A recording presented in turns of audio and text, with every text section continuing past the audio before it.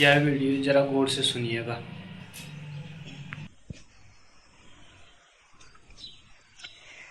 सुकृतजत्वात् परहेतुभावात्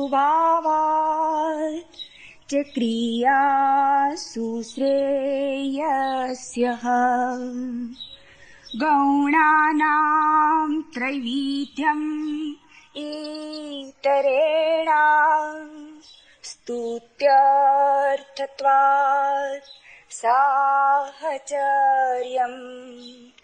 वहिरन्तरस्थम् उभयम् अवेष्टि सववत् स्मृतिर्कीर्तयो कथादेचः आर्तौ प्रायश्चित्त भावात् भूयसाम् अनन्नुष्ठिति इति चेत् अप्रणाम् उपसंहारा महत्सोऽपि।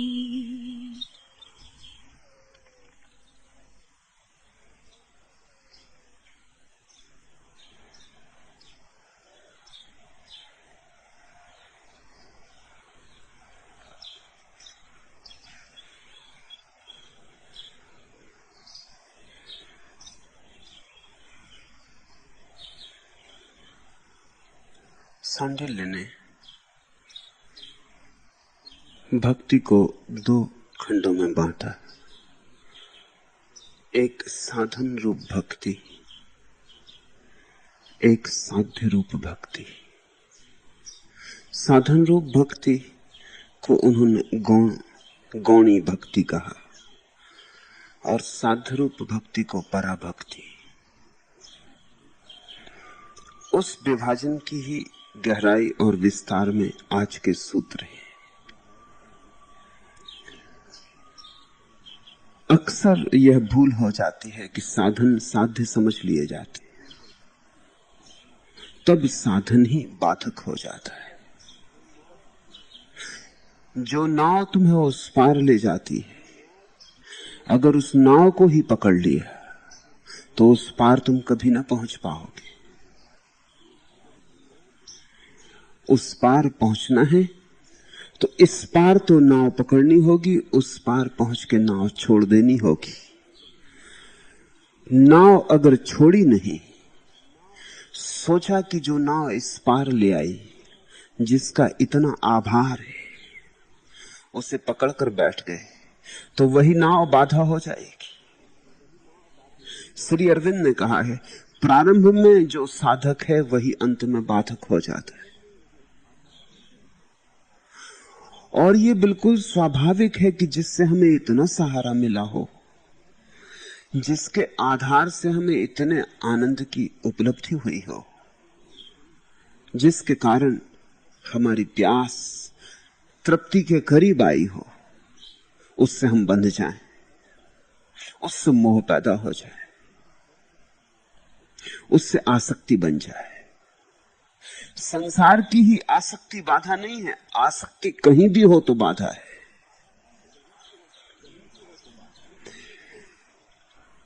इसलिए इस विवेचन में जाना अत्यंत आवश्यक है। कीर्तन है, भजन है, श्रवण है, सत्संग है, सब गौणी भक्ति है। सत्संग ही करते रहे और सत्संग में ही डूबे रहे और कभी उसके पार न गए तो सत्संग का सार न हुआ। तो फिर तुम सत्संग की आसक्ति में पड़ गए, वह भी एक लत हो गई। और आदत अच्छी हो कि बुरी, आदत बुरी ही होती। अच्छी बुरी आदतें नहीं होती, आदत बुरी होती। कोई आदमी शराब पीने की आदत से भरा है तो हम कहते हैं बुरी आदत है, और कोई आदमी रोज उठ के प्रार्थना करता तो हम कहते हैं अच्छी आदत। अच्छी आदतें होती ही नहीं। अगर सुबह रोज उठ के प्रार्थना करने वाला आदमी जिंदगी भर यही करता रहे और ऐसी घड़ी ना आ पाए उसके जीवन में जब वो प्रार्थना से मुक्त हो जाए, तो समझना कि ये एक और तरह की शराब हुई, कुछ बहुत फर्क ना हुआ। एक दिन तुम प्रार्थना नहीं करते हो तो दिन भर बेचैनी मालूम होती। प्रार्थना नहीं करते हो तो लगता है कुछ चूक गया, कुछ खो गया, कुछ कमी कमी, कुछ रिक्त रिक्त, कुछ अभाव। यही तो शराबी को होता है, यही धूम्रपान करने वाले को होता है, यही चाय काफी पीने वाले को होता है। फर्क तुम में और उसमें क्या हुआ? दोनों ही आदत के गुलाम हो गए। उसकी आदत शरीर को नुकसान पहुंचाती, तुम्हारी आदत और भी खतरनाक है, तुम्हारी आत्मा को नुकसान पहुंचा रही। जिनको तुम बुरी आदतें कहते हो उनकी सीमा तो शरीर है, और जिनको तुम अच्छी आदतें कहते हो वो तुम्हारी आत्मा को भी विकृत कर जाती। ध्यान रखना है साधक को, उस अवस्था में पहुंचना है जहां सब आदतें चली जाएंगी। जहां सब आदतें चली जाती है वहां स्वभाव का आविर्भाव होता है। जब तक आदत है स्वभाव दबा रहता है। आदत स्वभाव का धोखा देती रहती, झूठा सिक्का असली सिक्के को दबाए बैठा रहता। तुमने देखा अर्थशास्त्र का नियम है कि झूठे सिक्के असली सिक्कों को चलन के बाहर कर देते। तुम्हारे खीसे में अगर एक 10 का नोट है असली और एक 10 का नोट है नकली, तो तुम पहले नकली को चलाओगे, स्वाभाविक। असली को बचाओगे, असली तो कभी भी चल जाएगा, नकली निकल जाए। इसलिए असली सिक्के चलन के बाहर हो जाते, तिजोरियों में बंद हो जाते, नकली सिक्के बाजार में चलते रहते। तुमने किसी पान वाले को चला दिया, पान वाले को जैसी समझ आएगी कि नकली है, वो जल्दी से चलाने की कोशिश में लग जाएगा। नकली चलता है, असली रुक जाता है। और यही जीवन की अवस्था है।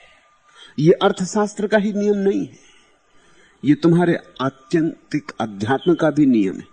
अगर आदत तुम्हें पकड़ गई तो स्वभाव का चलन बंद हो जाता, आदत चलती रहती।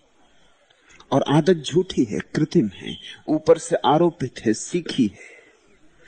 किसी ने किसी के साथ रह के सिगरेट पीना सीख लिया है, तुमने किसी के साथ रह के प्रार्थना करनी सीख ली है। सिगरेट पीना भी बाहर से आया, प्रार्थना सीखनी, प्रार्थना करनी भी बाहर से आई। तुम्हारे भीतर को कब अवसर दोगे?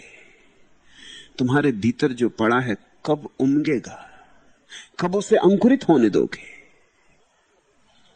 इसलिए साधन को ख्याल रखना साधन ही है, उसे छाती से मत लगा लेना, उसी पे मत अटक जाना।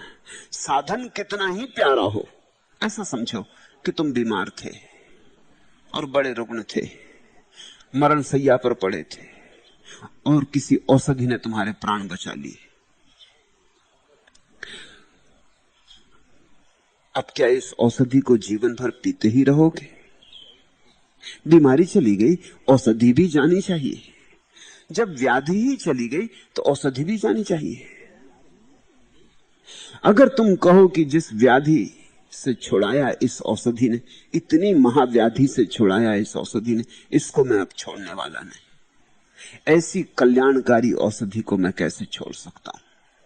अब तो इसे छाती से लगा के रखूंगा, अब तो इसकी पूजा करूंगा, अब तो सुबह शाम इसका सेवन करूंगा, न खुद ही करूंगा बल्कि औरों को भी कराऊंगा। ऐसी महाकल्याणकारी रामबाण औषधि। अब तुम उपद्रव में पड़े, तुमने औषधि को भी व्याधि बना लिया। साधन से छूटना है, तभी साध्य उपलब्ध होगा। गौणी भक्ति पर भक्ति के लिए साधन मात्र है, सीढ़ी मात्र है। उपयोग कर लो फिर भूल जाओ। जिस क्षण भूल सकोगे उसी क्षण गीत गाने की बेला आएगी। बादल घिराए गीत की बेला आई, आज गगन की सूनी छाती भावों से भराई।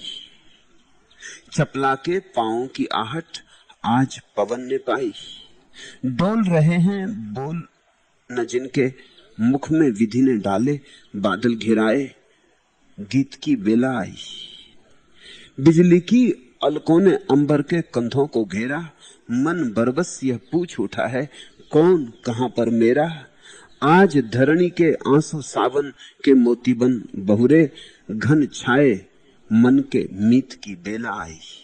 बादल घिराए गीत की बेला आई। चातक ने जल की बूंदों में स्वाद अमृत का पाया, आकाशीय शिखरों से किसने सुख का राग सुनाया। आज करुण सबसे पृथ्वी के, आंगन में एकाकी बादल घिराए, प्रीति की बेला आई। बादल घिराए गीत की बेला आई। आज अधर की मधु मदिरा में डूब अधर जो पाते, इन रसहीन पदों को क्यों कर वे फिर दोहराते। मैं न जहां पहुंचूंगा मेरे शब्द पहुंच जाएंगे, घन छाए मन की जीत की बेला आई।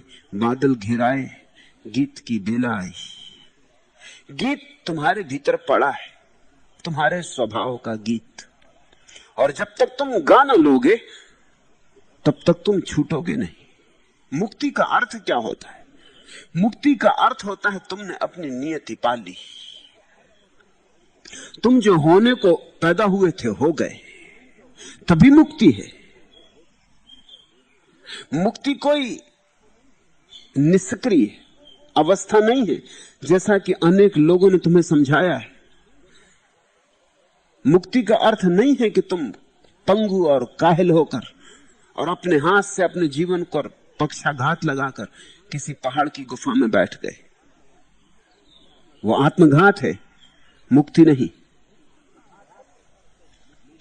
मुक्ति का मौलिक अर्थ होता है तुम्हारे भीतर जो गीत पड़ा था, जिसे गाने को तुम आए थे, उसे तुमने गा लिया। मुक्ति सृजनात्मक है, निष्क्रिय नहीं। और जब तक कोई सृजनात्मक रूप से प्रकट ना हो जाए तब तक आनंद नहीं उपजता। स्मरण रखना, जैसे प्रत्येक बीज अपनी छाती में फूलों को छिपाए, और जब तक पौधा ना बने और वृक्ष बड़ा ना हो और फूल ना खिले, तब तक बीज उदास रहेगा, तब तक बीज बेचैन रहेगा, तब तक बीज को विश्राम कहां।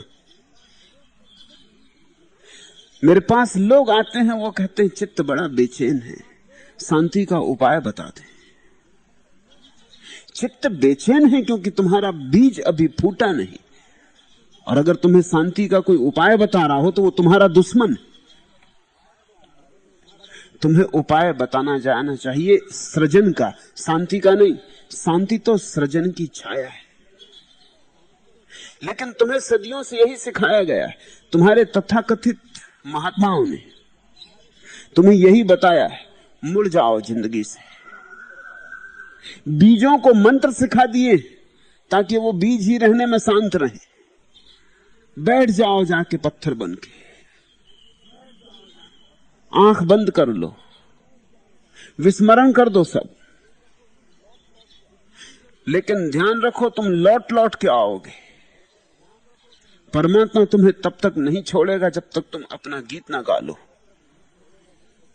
जब तक तुम्हारे भीतर पड़े हुए फूल, छिपे हुए फूल प्रकट ना हो जाएं, जब तक तुम सुगंध ना बिखेरो, जब तक तुम्हारे रंग आकाश में आके खुल ना जाएं, जब तक तुम आकाश के साथ नाच ना लो, तुम्हारे भीतर जो दबा पड़ा है उसके पूर्ण प्रकट हो जाने पर मुक्ति है। जब बीज वृक्ष बन जाता है और वृक्ष में फूल लग जाते, बीज मुक्त हो गया। अब कोई बेचैनी ना रही, अब सब तरफ शांति छा जाती। तुमने भी इसे अनुभव किया है, लेकिन तुमने इस पर विचार नहीं किया। जब भी तुम कुछ सृजनात्मक करते हो तब एक अपूर्व आनंद का भाव उठता है। तुमने एक मूर्ति बना ली, या तुमने एक चित्र रंग डाला,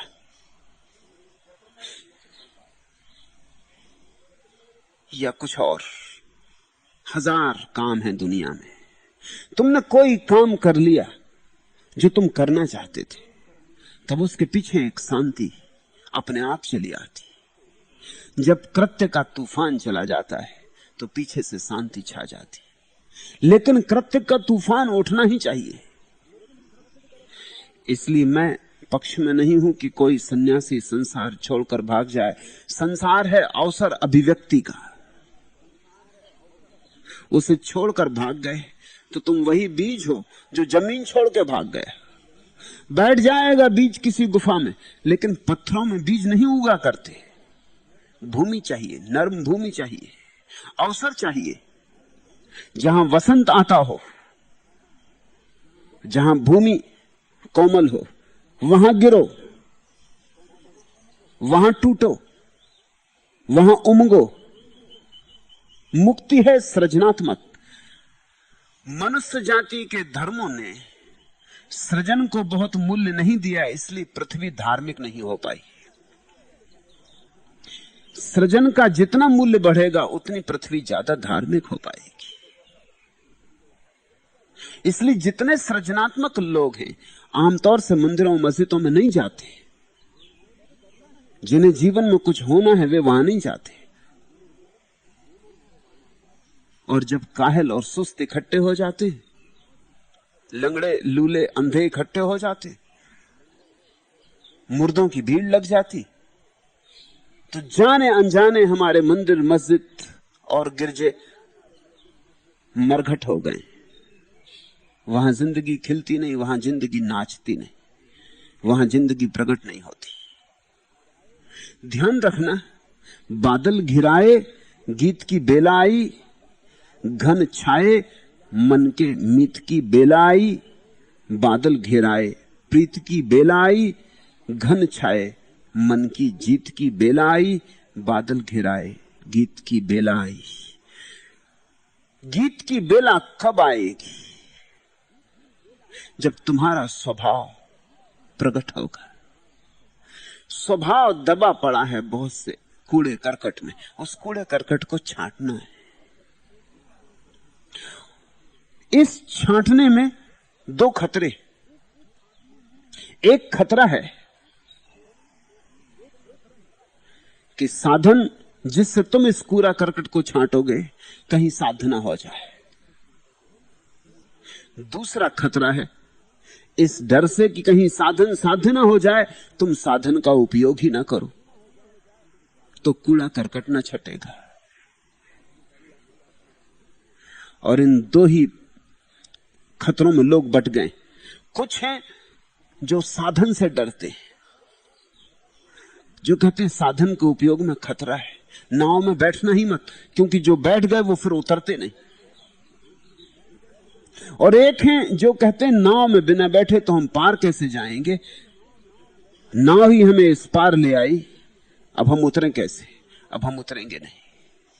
कुछ हैं जो साधन से बचते हैं, वे इसी किनारे रह जाते। कुछ हैं जो साधन का उपयोग करते हैं लेकिन नाव में ही अटक जाते, उस पार वे भी नहीं पहुंच पाते, दोनों ही नहीं पहुंच पाते। उस पार कौन पहुंचता है? जो साधन का साधन की तरह उपयोग कर लेता है, और जब जरूरत पूरी हो जाती तो चुपचाप उतर के चल पड़ता है, पीछे लौट के भी नहीं देखता। बीमार होता है तो औषधि का प्रयोग करता है, बीमारी गई तो औषधि को विदा कर देता है, फिर औषधि को नहीं पकड़ लेता। ऐसा ही समझो कि तुम्हारे पैर में एक कांटा लगा है, उसे निकालने को तुम दूसरे कांटे का उपयोग कर लेते हो, लेकिन जब दोनों कांटे आ गए हाथ में, गड़ा हुआ कांटा भी निकल आया, तो फिर तुम जिस कांटे ने गड़े हुए कांटे को निकाला उसे बचा थोड़ी लेते हो, उसे घाव में थोड़ी रख देते हो कि इसकी बड़ी कृपा है अब इसको रख लें अपने पैर में। तुम दोनों को फेंक देते हो। साधन भी फेंका जाना है, इसलिए उसे गौण कहा है। और जब साधन चला जाएगा तभी साध्य का आविर्भाव है। इन सूत्रों को ख्याल से समझना। सुकृत जत्वात परहेतु भावात चा क्रियासु श्रेयस्या, यह सब कार्य पराभक्ति में पहुंचने के हेतु रूप हैं।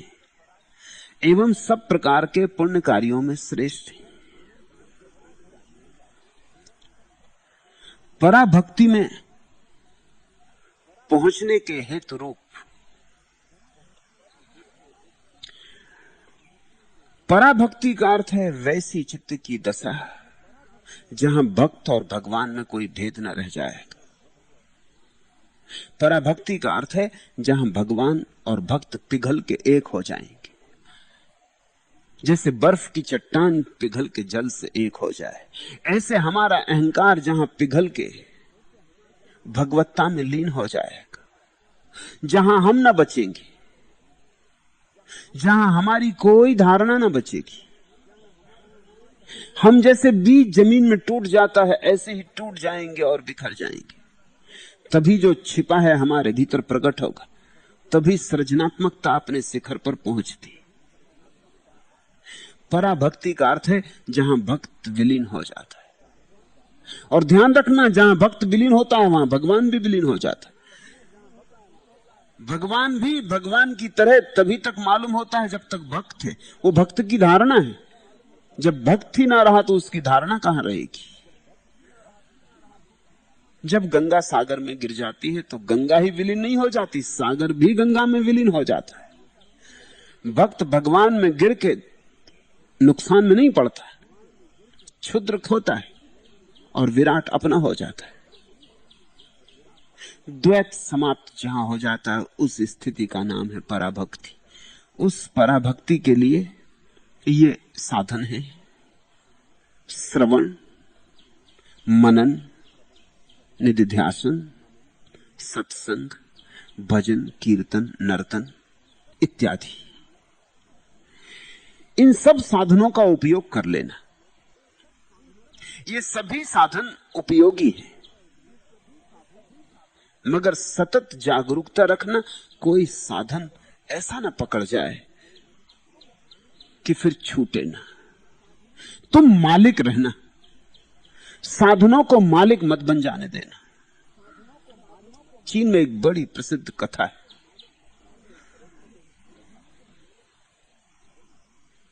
एक फकीर के संबंध में खबर उड़ी कि वो परम ज्ञान को उपलब्ध हो गए।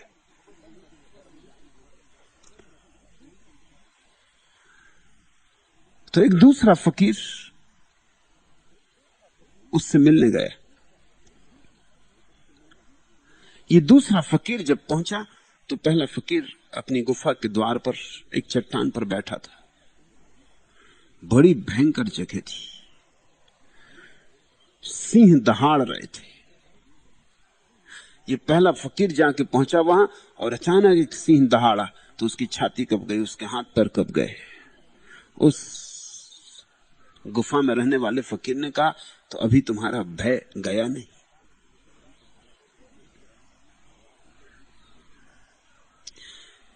आगंतुक फकीर ने कहा, मुझे बड़ी प्यास लगी, लंबी यात्रा से पहाड़ चढ़ के आ रहा हूं, पानी मिल सकेगा? तो उस गुफा में रहने वाला फकीर गुफा के भीतर पानी लेने गया। जब तक वो पानी लेने गया, इस आगंतुक फकीर ने जिस जगह ये फकीर बैठा था, पहला फकीर बैठा था, उस जगह नमो बुद्धाय, बुद्धों का मंत्र लिख दिया। बुद्ध को नमस्कार। एक पत्थर उठा के पत्थर पर लकीर खींच दी, लिख दिया नमो बुद्धाय। गुफा में रहने वाला फकीर आया और जब वो बैठने को था तब उसकी नजर पड़ी, उसका पैर नमो बुद्धाय पे पड़ गया। वो एकदम कँप गया। आगंतुक फकीर हंसने लगा और उसने कहा, भय तो तुम्हारा भी अभी नहीं गया। मेरा भय तो स्वाभाविक भय, तुम्हारा भय बड़ा अस्वाभाविक है। और कहते हैं कि ये कहते ही, अतिथि के द्वारा ये कहे जाते ही आखिरी बात टूट गई। वो गुफा में रहने वाला फकीर हंसा और बैठ गया नमो बुद्धाय पर। और उसने कहा, बस आखिरी बंधन रह गया था, तुम भले आए, तुमने वो भी तोड़ दिया, अब उसका भी भय नहीं। स्वाभाविक नमो बुद्धाय जप जप के उसे बड़ी शांति मिली थी।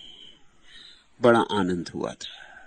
नमो बुद्धाय उसकी भित्ति थी, उसका मंत्र था, उसके ही आधार पर सारा भवन खड़ा किया था।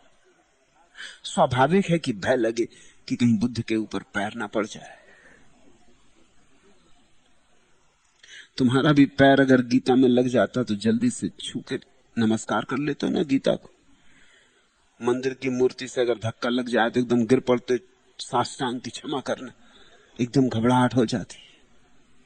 तो साधन मालिक हो गया, मालिक गुलाम हो गया, गुलाम मालिक हो गया। मूर्ति का उपयोग कर लो लेकिन गुलाम मत हो जाना। मूर्ति आखिर मूर्ति है, और किताब आखिर किताब है, और मंत्र आखिर मंत्र है। मंत्र में जो बल है वो मंत्र में नहीं है। मंत्र में जो बल है वो तुम ही डालते हो, वो तुम्हारा ही बल है जो मंत्र में प्रतिफलित होता है। असल में यह आदमी नमो बुद्धाय कह के शांत नहीं हुआ है,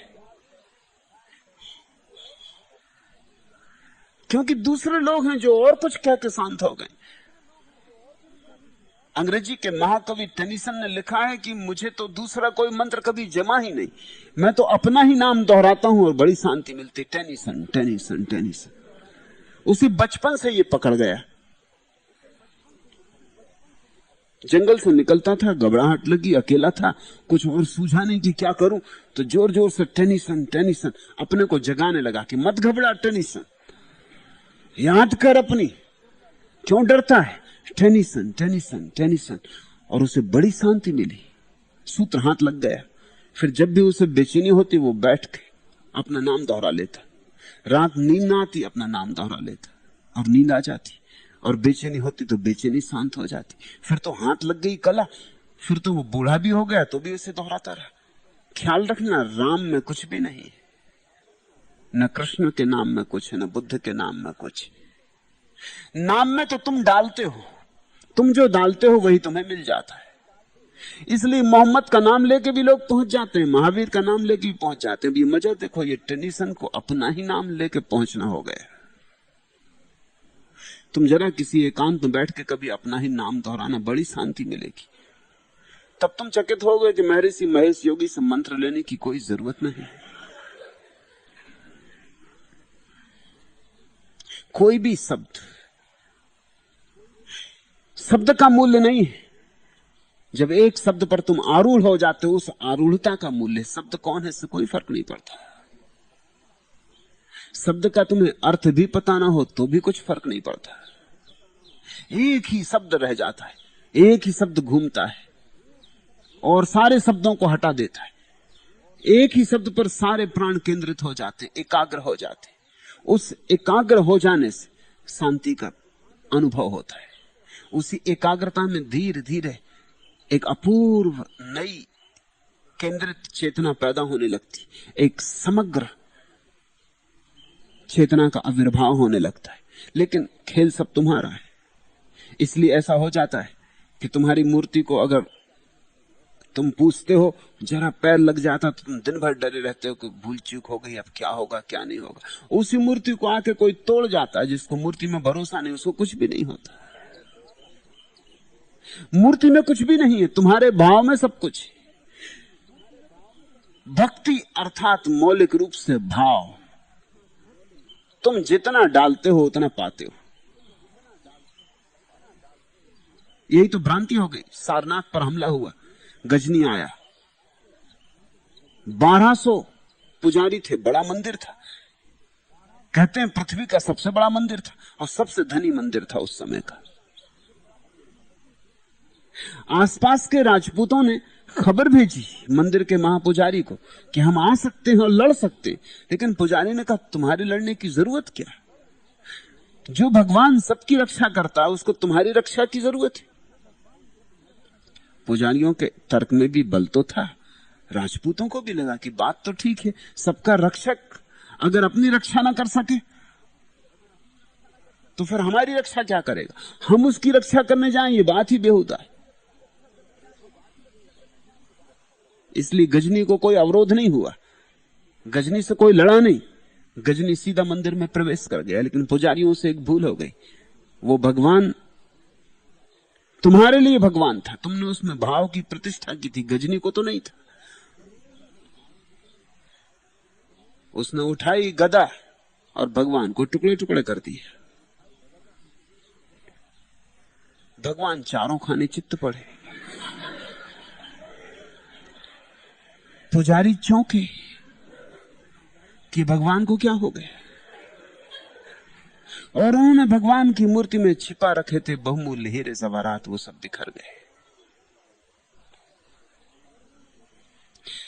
ख्याल रखना, अगर पुजारी का धक्का भी लग जाता, भगवान को पैर भी लग जाता, तो शायद उसे बड़ा कष्ट होता,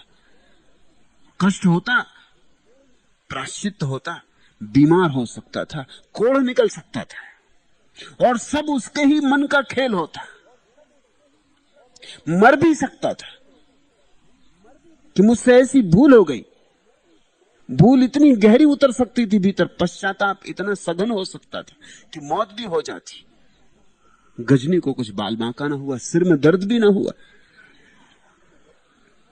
गजनी को वहां भगवान था ही नहीं। इसको बहुत ख्याल से समझ लेना। हम प्रतिष्ठा करते हैं साधन में, और जो प्रतिष्ठा करता है उसके लिए साधन कारगर है। मैं ये भी नहीं कह रहा हूं कि जिन्होंने प्रतिष्ठा की उन्होंने गलती की। मैं ये भी नहीं कह रहा हूं कि प्रतिष्ठा मत करना, अभी प्रतिष्ठा करनी पड़ेगी तो ही ऊपर उठोगे। लेकिन इतना ध्यान रखना कि एक दिन सारी मूर्तियों से मुक्त हो जाना उचित है। इस्लाम ठीक कहता है कि मूर्ति से मुक्त हो जाना उचित है, और इस्लाम गलत कहता है कि मंदिर में मूर्ति मत रखो। तुम थोड़े चौंकोगे मेरे इन दो वक्तव्यों से। इस्लाम ठीक कहता है मूर्ति से मुक्त होना चाहिए, लेकिन यह साधन की अंतिम अवस्था है। कोई कभी पहुंचता है, और जो पहुंच जाता है वो मंदिरों में पूजा करने नहीं जाता, उसको क्या जरूरत है जाने की। लेकिन जो नहीं पहुंचे वो सोचते हैं कि मंदिर में मूर्ति की कोई जरूरत नहीं, वो सदा भटकते रहेंगे, वो कभी नहीं पहुंचेंगे। तो इस्लाम ठीक कहता है और इस्लाम गलत कहता है, और हिंदू भी ठीक कहते हैं और हिंदू भी गलत कहते हैं। हिंदू ठीक कहते हैं कि मूर्ति की जरूरत है, मूर्ति के सहारे बिना नहीं हो सकेगा, लेकिन गलती फिर होती जब मूर्ति छूटती ही नहीं। मूर्ति इतनी मूल्यवान हो जाती कि छोड़ ही नहीं जाती, पकड़ जाती, घबराहट लगती, मूर्ति को कैसे छोड़ दें। मूर्ति में स्थापित करो भाव को, लेकिन एक दिन भाव को मुक्त भी कर लेना। भजन में डूबो, लेकिन एक दिन भजन को भी जाने देना, क्योंकि है तो भजन भी शोरगुल। तुम्हें बुरा लगे भला लगे, मगर है तो भजन भी शोरगुल, है तो भजन भी बाजार। अंतिम अवस्था तो निर्विचार की है। वहां कहां भजन, कहां कीर्तन, वहां तो सब शांत हो जाता है, वहां तो तरंगे ही लीन हो जाती। सांडिल्य बहुत वैज्ञानिक है। वो कहते हैं ध्यान रखना, इन सब का लाभ है। श्रवण का लाभ है, मनन का लाभ है, अध्ययन का लाभ है, निधिध्यासन सत्संग का लाभ है, भजन कीर्तन नर्तन का लाभ है, सबका लाभ है। लेकिन परम लाभ इनमें नहीं। इनका उपयोग सीढ़ियों की भांति कर लेना। यह सब कार्य पराभक्ति में पहुंचने के हेतु रूप है। और ये भी कहते हैं कि सब प्रकार के पुण्यों में श्रेष्ठ है। तुमने किसी को दान दिया, तुमने मंदिर बनवाया, तुमने एक धर्मशाला खुलवा दी, ग्रीष्म के दिन आए और तुम्हें पानी पिलाने की मुफ्त व्यवस्था करवा दी, सब ठीक है। लेकिन कीर्तन के बराबर इसका कोई मूल्य नहीं है, क्योंकि तुम जो भी करोगे उसमें कहीं ना कहीं तुम्हारा अहंकार परिपुष्ट होगा। मैंने धर्मशाला बनवा दी, मैंने मंदिर बनवा दिया, मैंने इतने लोगों को भोजन करवा दिया, कहीं सूक्ष्म में मैं मजबूत होगा। तुम देखते नहीं, अक्सर ऐसा हो जाता है कि तुम्हारा पापी तो विनम्र होता, तुम्हारा पुण्यात्मा बहुत अहंकारी होता। अब जिसने मंदिर बनवाया वो अकड़ के ना चले तो कौन चले? जिसने दान दिया वो अकड़ के ना चले तो कौन चले? उसकी अकड़ में तर्क मालूम पड़ता है, कारण मालूम पड़ता है, उसे तुम कह भी नहीं सकते कि अकड़ के क्यों चल रहे। पापी तो विनम्र हो जाता है और पुण्यात्मा अहंकारी हो जाता, और वहीं चूक हो गई। इसलिए अक्सर ऐसा हो जाता है कि पापी तो कभी कभी परमात्मा तक पहुंच जाता है, पुण्यात्मा नहीं पहुंच पाता, क्योंकि पापी की विनम्रता ही द्वार बन जाती। वो कहता है मैं ना चीज, मैं ना कुछ, सिवाय बुरे के मुझसे कभी कुछ अच्छा नहीं हुआ। चोरी हुई मुझसे, हत्या हुई मुझसे, बेईमानी हुई मुझसे, मुझसे अंधेरा ही अंधेरा फैला है। तो उसका अहंकार खड़ा कैसे हो? उसके अहंकार के खड़े होने के लिए जगह नहीं, उसको कारण ही नहीं मिलता कि मैं घोषणा कर सकूं कि मैं कुछ खास हूं। वो तो जानता है कि मैं तो दलित से भी दलित, पापी से भी पापी, मुझे तो होना ही नहीं चाहिए। वो तो झुका हुआ है। लेकिन पुण्यात्मा वो फेरिस्त तैयार रखता है। अगर उसको परमात्मा भी मिल जाए कहीं भूल चूक से, परमात्मा मिलता नहीं पुण्यात्मा को, डरता है परमात्मा पुण्यात्मा से, क्योंकि वो अपनी पूरी बही खोल देगा। वो कहेगा इतना किया, इतना किया, इतना किया, इसका सबका फल कहां है? हमने तो सुना था कि देर है अंधेर नहीं, लेकिन अंधेर हो रहा है। फल कहां है? मुझे फल चाहिए।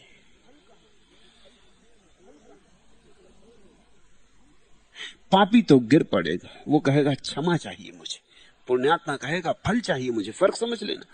पापी को परमात्मा मिल जाए तो वो गिर पड़ेगा पैर में, वो कहेगा मुझे क्षमा कर दो, मुझे माफ करो, मैंने बुरा ही बुरा किया है, मैं सिर भी उठाऊं तुम्हारे सामने इस योग्य नहीं, मैं आंख भी उठा के तुम्हें देखूं इस योग्य नहीं।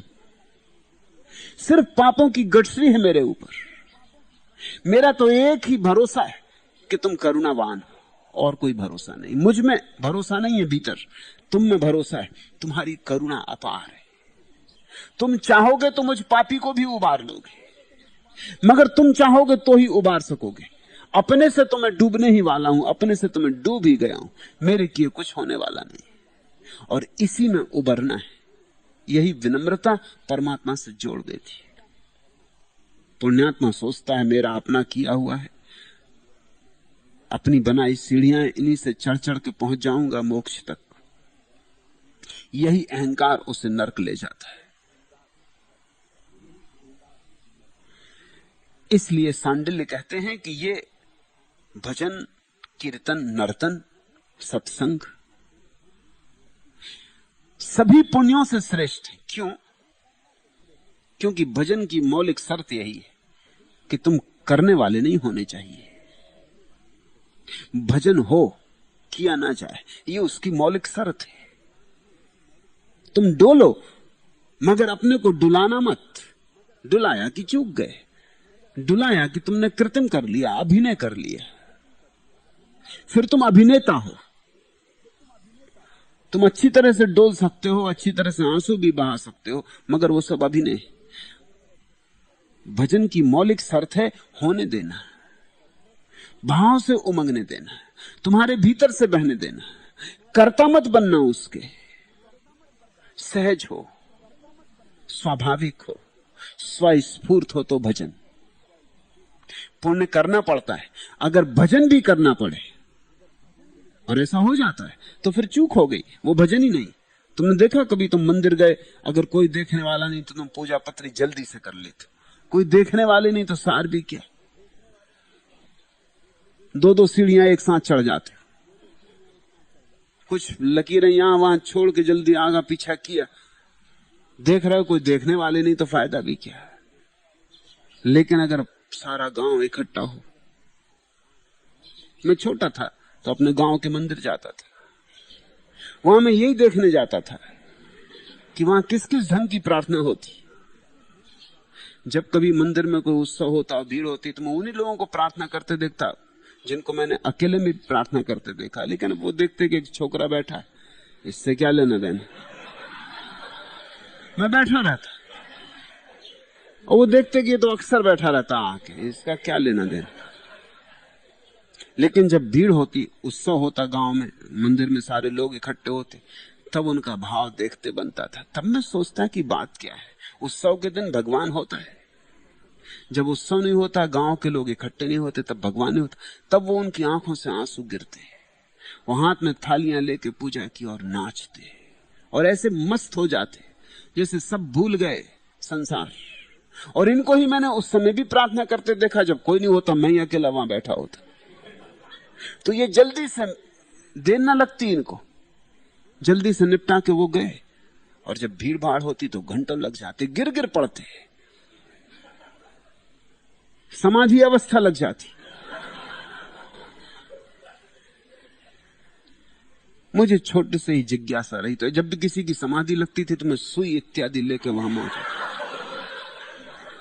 जांच के लिए।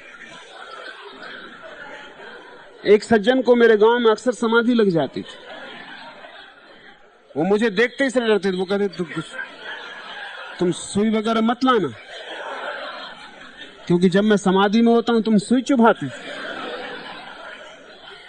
और भीड़ में कौन देखता, भीड़ लगी रहती, मैं उनको सुई चुभाता। मैं देखता कि अब ये, वो हिलने डुलने लगते, सुई से परेशान होने लगते। वो समाधि वगैरह सब दिखावा था। मुसलमानों के वली उठते, मैं उनके पीछे सुई लेके चला जाता।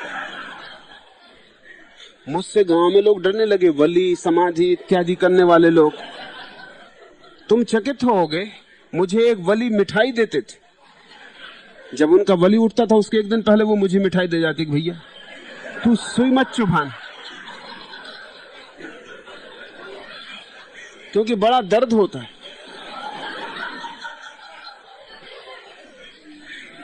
लोग देखते हैं देखने वाले आए हैं या नहीं। ये सब अभिनय है, ये ना तो भजन है, न ये कीर्तन है, न ये समाधि है। इस सब उपद्रव में मत पड़ना। यहां कर्ता आ गया, यहां अहंकार प्रविष्ट हो गया, और जहां अहंकार है वहां परमात्मा नहीं। सहज भाव से होने देना, सरलता से होने देना, इसमें कोई प्रयोजन ना हो, ये तुम्हारा सहज आनंद हो। फिर अकेले में भी हो कि भीड़ में हो, कोई फर्क नहीं पड़ना चाहिए। कोई देखने वाला हो कि कोई देखने वाला ना हो, कोई फर्क नहीं पड़ना चाहिए। देखने वाले के लिए थोड़ी तुम प्रार्थना कर रहे हो, वो जो सदा देख रहा है उसके लिए प्रार्थना कर रहे हो। उस पर ही नजर रखो, और किसी पर नजर नहीं होनी चाहिए। मैंने सुना है इंग्लैंड की महारानी एक बार लंदन के एक बड़े चर्च में गई, बड़ी भीड़ थी। रानी बहुत चकित हुई।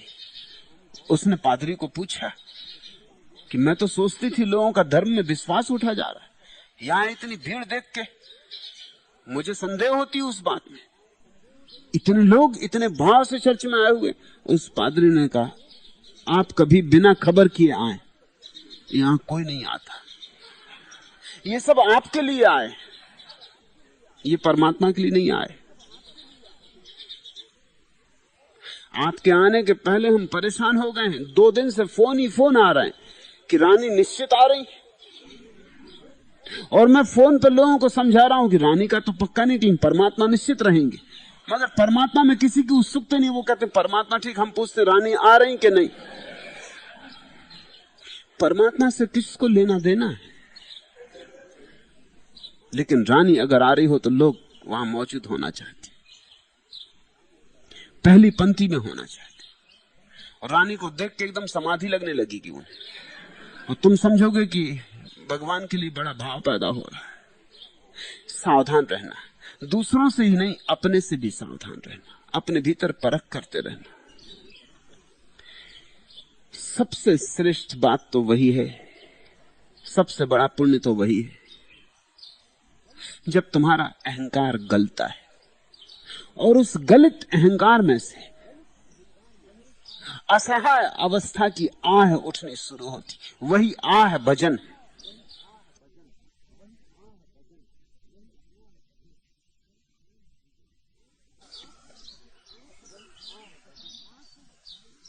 आंसू टपकने शुरू होते, नहीं कि तुम उन्हें गिराते हो,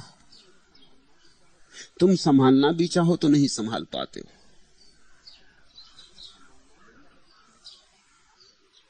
हम क्या करें, न तेरी अगर आरजू करे, दुनिया में और कोई भी तेरे सिवा है क्या। भक्त करे क्या, भजन करना नहीं होता, भजन होता है। हम क्या करें, न तेरी अगर आरजू करे, दुनिया में और कोई भी तेरे सिवा है क्या। भक्त असहाय होता है, कृत्य की तरह प्रार्थना नहीं निकलती, उसकी असहाय अवस्था की आह। भक्त भगवान से बातें करता है, वही भजन है। भक्त बिल्कुल पागल है, वही पागलपन भजन है। आप ही कहिए कि फिर आप पे क्या गुजरेगी, जुल्म ऐसा ही अगर आप पे ढाया जाए। भगवान भक्त से बातें करता है, आप ही कहिए कि फिर आप पे क्या गुजरेगी, जुल्म ऐसा ही अगर आप पे ढाया जाए। जैसा तुम मुझे छोड़ दिए हो अंधेरे में, जैसा तुम मुझे छोड़ दिए हो इस अंधेरी गर्त में, ऐसा ही तुम्हारे साथ किया जाए तो आप पे क्या गुजरेगी। ये बातें, ये गुफ्तगू, ये वार्तालाप पागल ही कर सकता है। होश वाला आदमी तो कहेगा किससे मैं बातें कर रहा हूं, कोई दिखाई तो पड़ता नहीं, इससे तो जाके अपने दुकान ही चलाओ, उसमें कुछ लाभ है। यहां बैठा किसके लिए रो रहा हूं, ये मैं जो पुकारता हूं ये सब सूने आकाश में खो जाएगा। भक्त के लिए अस्तित्व सूना नहीं है, यहां सब तरफ जीवंत कुछ छिपा है जो शायद चमड़े की आंखों से दिखाई ना भी पड़े, शायद बाहर के हाथों से स्पर्श जिसका हो भी ना सके। लेकिन जब भाव खुलता है तो तत्क्षण संबंध जुड़ जाता है। मालूम थी मुझे तेरी मजबूरियां, मगर तेरे बगैर नींद ना आई तमाम रात। उम्मीद तो बंध जाती, तस्कीन तो हो जाती, वादा ना वफा करते, वादा तो किया होता। ऐसी बातें करता है। बाहर से कोई देखेगा भक्त को तो निश्चित समझेगा कि विक्षिप्त हो गया है। बाहर से देखने का कोई उपाय ही नहीं। भक्त को तो भीतर से ही जाना जा सकता है। कुछ बातें हैं जो भीतर से ही जानी जा सकती हैं, बाहर से जानी कि गलत ही जानोगे। प्रेमी भी इसलिए पागल मालूम पड़ता है। अब तुम अगर मजनू को देखोगे लैला से बातें करते तो पागल ही समझोगे। तुमने भी कभी किसी से प्रेम किया है, याद भी करोगे लौट के, अब तो तुम खुद अपने को पागल समझोगे। तुम कहोगे वो जवानी थी, वो पागलपन के दिन थे। बूढ़े हो के सभी लोग होशियार हो जाते, बूढ़े हो के सोचने लगते हैं वो जवानी थी, वो पागलपन था। वो ना तो पागलपन था ना जवानी थी, वो तुम्हारे भाव में अभी जीवंतता थी, उसका परिणाम था। रामानुज के पास एक आदमी आया और उसने कहा कि मुझे परमात्मा से मिला दे। रामानुज ने कहा परमात्मा की बात पीछे करेंगे, मैं तुझसे ये पूछता हूं तूने कभी किसी से मोहब्बत की, कभी किसी से प्रेम किया? उस आदमी ने कहा मैं इस झंझट में कभी पड़ा ही नहीं, मुझे तो परमात्मा से मिलना है। रामानुज ने कहा फिर कहा कि तू मुझे बता, सोच के बता, किसी से कभी मित्र से, मां से, भाई से, पिता से, पत्नी से, किसी स्त्री से, किसी से तो प्रेम किया होगा। उस आदमी ने कहा कि नहीं, मैं संसारिक झंझट में पड़ा ही नहीं। तो रामानुज ने कहा कि मैं असहाय हूं, क्योंकि अगर तूने प्रेम जाना ही नहीं तो भक्ति तू कैसे जानेगा? क्योंकि भक्ति तो प्रेम का ही विस्तार है, वो उसकी पराकाष्ठा है। प्रेमी तो छोटा मोटा पागल है, कम से कम जिससे वो बातें कर रहा है वो मौजूद तो है। भक्त बिल्कुल पागल है। इसलिए केवल जो पागल होने का साहस रखते वे ही केवल भक्ति में प्रवेश कर सकते। दीवानों का काम है, मस्तों का काम है। समझदारी से दुनिया मिलती, समझदारी से परमात्मा नहीं मिलता। मैं तुम्हें याद रखने को कहना चाहता हूं, समझदारी से दुनिया मिलती, ना समझी से परमात्मा मिलता है। जितने दाना हो जाओगे उतनी दुनिया पालोगे, लेकिन जितने नादान हो जाओगे उतने परमात्मा को पालोगे। जितने निर्दोष हो जाओगे, जितने सरल चित्त छोटे बच्चे की भांति हो जाओ। सबसे बड़ा पुण्य कहा सांडिल्य ने, भजन कीर्तन नर्तन।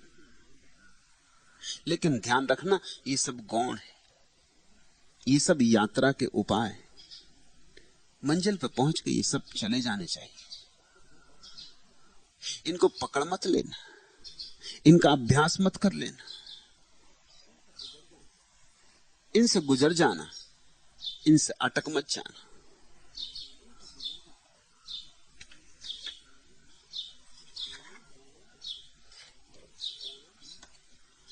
गौणम त्रैविध्यम इतरेण स्तुत अर्थत्वात् साहचर्यम। गौणी भक्ति 3 प्रकार की होती, आर्त, जिज्ञासु और अर्थार्थी। उनके साथ ज्ञानी भक्ति का नाम मर्यादा बढ़ाने के अर्थ में ही आया है। इस सूत्र में कृष्ण के वक्तव्य का उल्लेख है। कृष्ण ने भगवत गीता में कहा है, भक्ति 4 प्रकार की होती। सांडिल अपना भेद जाहिर करते और भेद मूल्यवान है। कृष्ण ने कहा भक्ति 4 प्रकार की होती है, आर्त, जिज्ञासु, अर्थार्थी और ज्ञानी। सांडिल कहते हैं 3 तो गौण है, 3 तो साधन रूप है, 4थी साध्य है। इन चारों को साथ नहीं गिनाना चाहिए। भक्ति तो गौण 3 ही है, आर्त, जिज्ञासु, अर्थार्थी। और जो ज्ञानी भक्ति है वह तो उपलब्धि है, वह तो सार तत्व है, वह तो साध्य है। फिर कृष्ण ने इनकी गणना इस तरह क्यों की होगी? तो सांडिल्य कहते हैं गौणी भक्ति 3 ही प्रकार की होती, आर्त, जिज्ञासु, अर्थार्थी। लेकिन उनके साथ ज्ञानी भक्ति का नाम सिर्फ मर्यादा बढ़ाने के अर्थ में कृष्ण ने उपयोग किया है, ताकि उनको मर्यादा मिले। साथ जोड़ दिया है अंत में ताकि ख्याल रहे, इन 3 से जाना है, 4थे पर पहुंचना है। लेकिन 4थी बात ही अलग है। जहां 3 का अंत हो जाता है वहां 4थी का प्रारंभ है। अब ये बड़े मजे की बात है, इसे समझना। हमारे पास एक शब्द है वेदांत। वेदांत बड़ा अनूठा शब्द है। इसके 2 अर्थ होते हैं। एक अर्थ तो होता है वेद का अंतिम शिखर, वेद की अंतिम मंजिल, जहां वेद अपनी पूर्णता को पाते, वेदांत। और एक अर्थ होता है जहां वेद समाप्त हो गए, जहां वेद का अंत हो गया, जहां वेद अव्यर्थ हो गए। वेदांत के 2 अर्थ हुए, एक जहां वेद पूर्ण हो गए और एक जहां वेद व्यर्थ हो गए। और दोनों ही अर्थ एक ही सिक्के के 2 पहलू हैं। जहां वेद व्यर्थ हो जाते हैं वहीं वेद पूर्ण होते हैं। पूर्णता और व्यर्थता एक ही साथ घटती। ये जो 3 साधन हैं, ये जब पूर्ण हो जाएंगे तो वो वही घड़ी होगी जहां ये व्यर्थ हो जाएंगे। इनका अब कोई उपयोग ना रहा, इनका काम पूरा हो गया। ये जो चाहते थे वो घटना घट गई, अब इनको विदा हो जाना है। इन तीनों भक्तियों का अर्थ तुम ठीक से ख्याल में ले लेना। आर्त का अर्थ होता है आंसुओं से भरी भक्ति, रुदन करती हुई भक्ति। जीवन के दुख से आर्त भक्ति का जन्म होता है। जीवन दुख से भरा है, दुख ही दुख है यहां। बुद्ध ने कहा जन्म दुख है, जवानी दुख है, बुढ़ापा दुख है, मृत्यु दुख है, सब दुख ही दुख है। यहां अगर कोई गौर से देखेगा तो सुख तो सिर्फ आशा है, मिलता कभी नहीं। जो मिलता है वह दुख है, जो मिलने की आकांक्षा रहती वो सुख है, मगर आकांक्षा कभी पूरी नहीं होती। तुमने ख्याल किया, जरा पीछे लौट कर देखो, तुम्हें कभी सुख मिला? और ईमानदारी से देखना, किसी को धोखा देने का उपाय नहीं है। किसको धोखा देना? कभी अपने पीछे लौट के बैठ के देखना कि 40 साल जी लिए कि 50 साल जी लिए, सुख मिला? मन तत्क्षण कहेगा अभी तो नहीं मिला, लेकिन आगे मिलेगा। चले चलो, जूझे रहो। बर्नार्ड शॉ को एक मित्र ने अपना एक नाटक दिखाने के लिए निमंत्रित किया।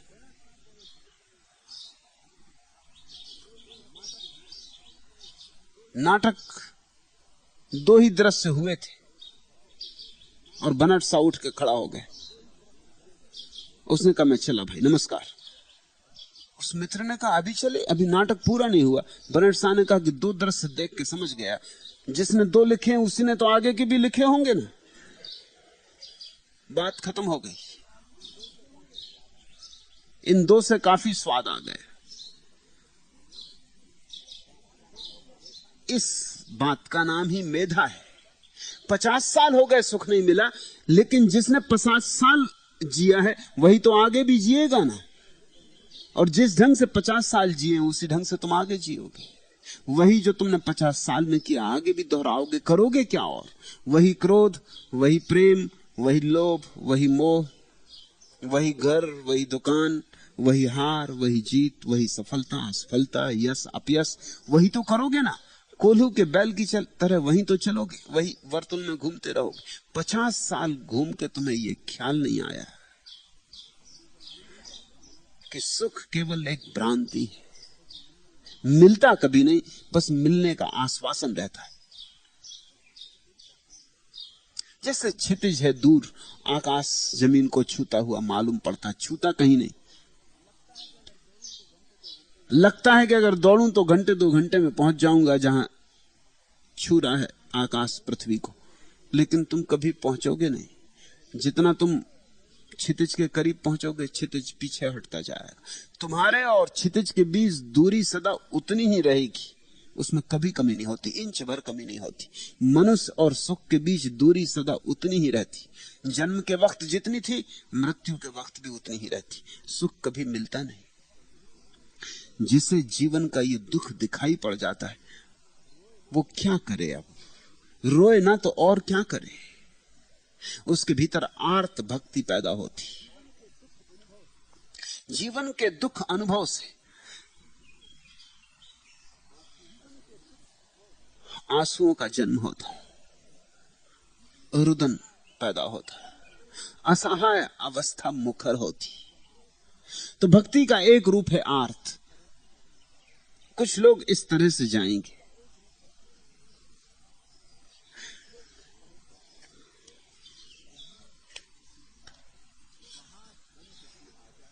बहार बन के तू आजा कि जा चुकी है बहार, गुलों को ओस से नहला के जा चुकी है बहार।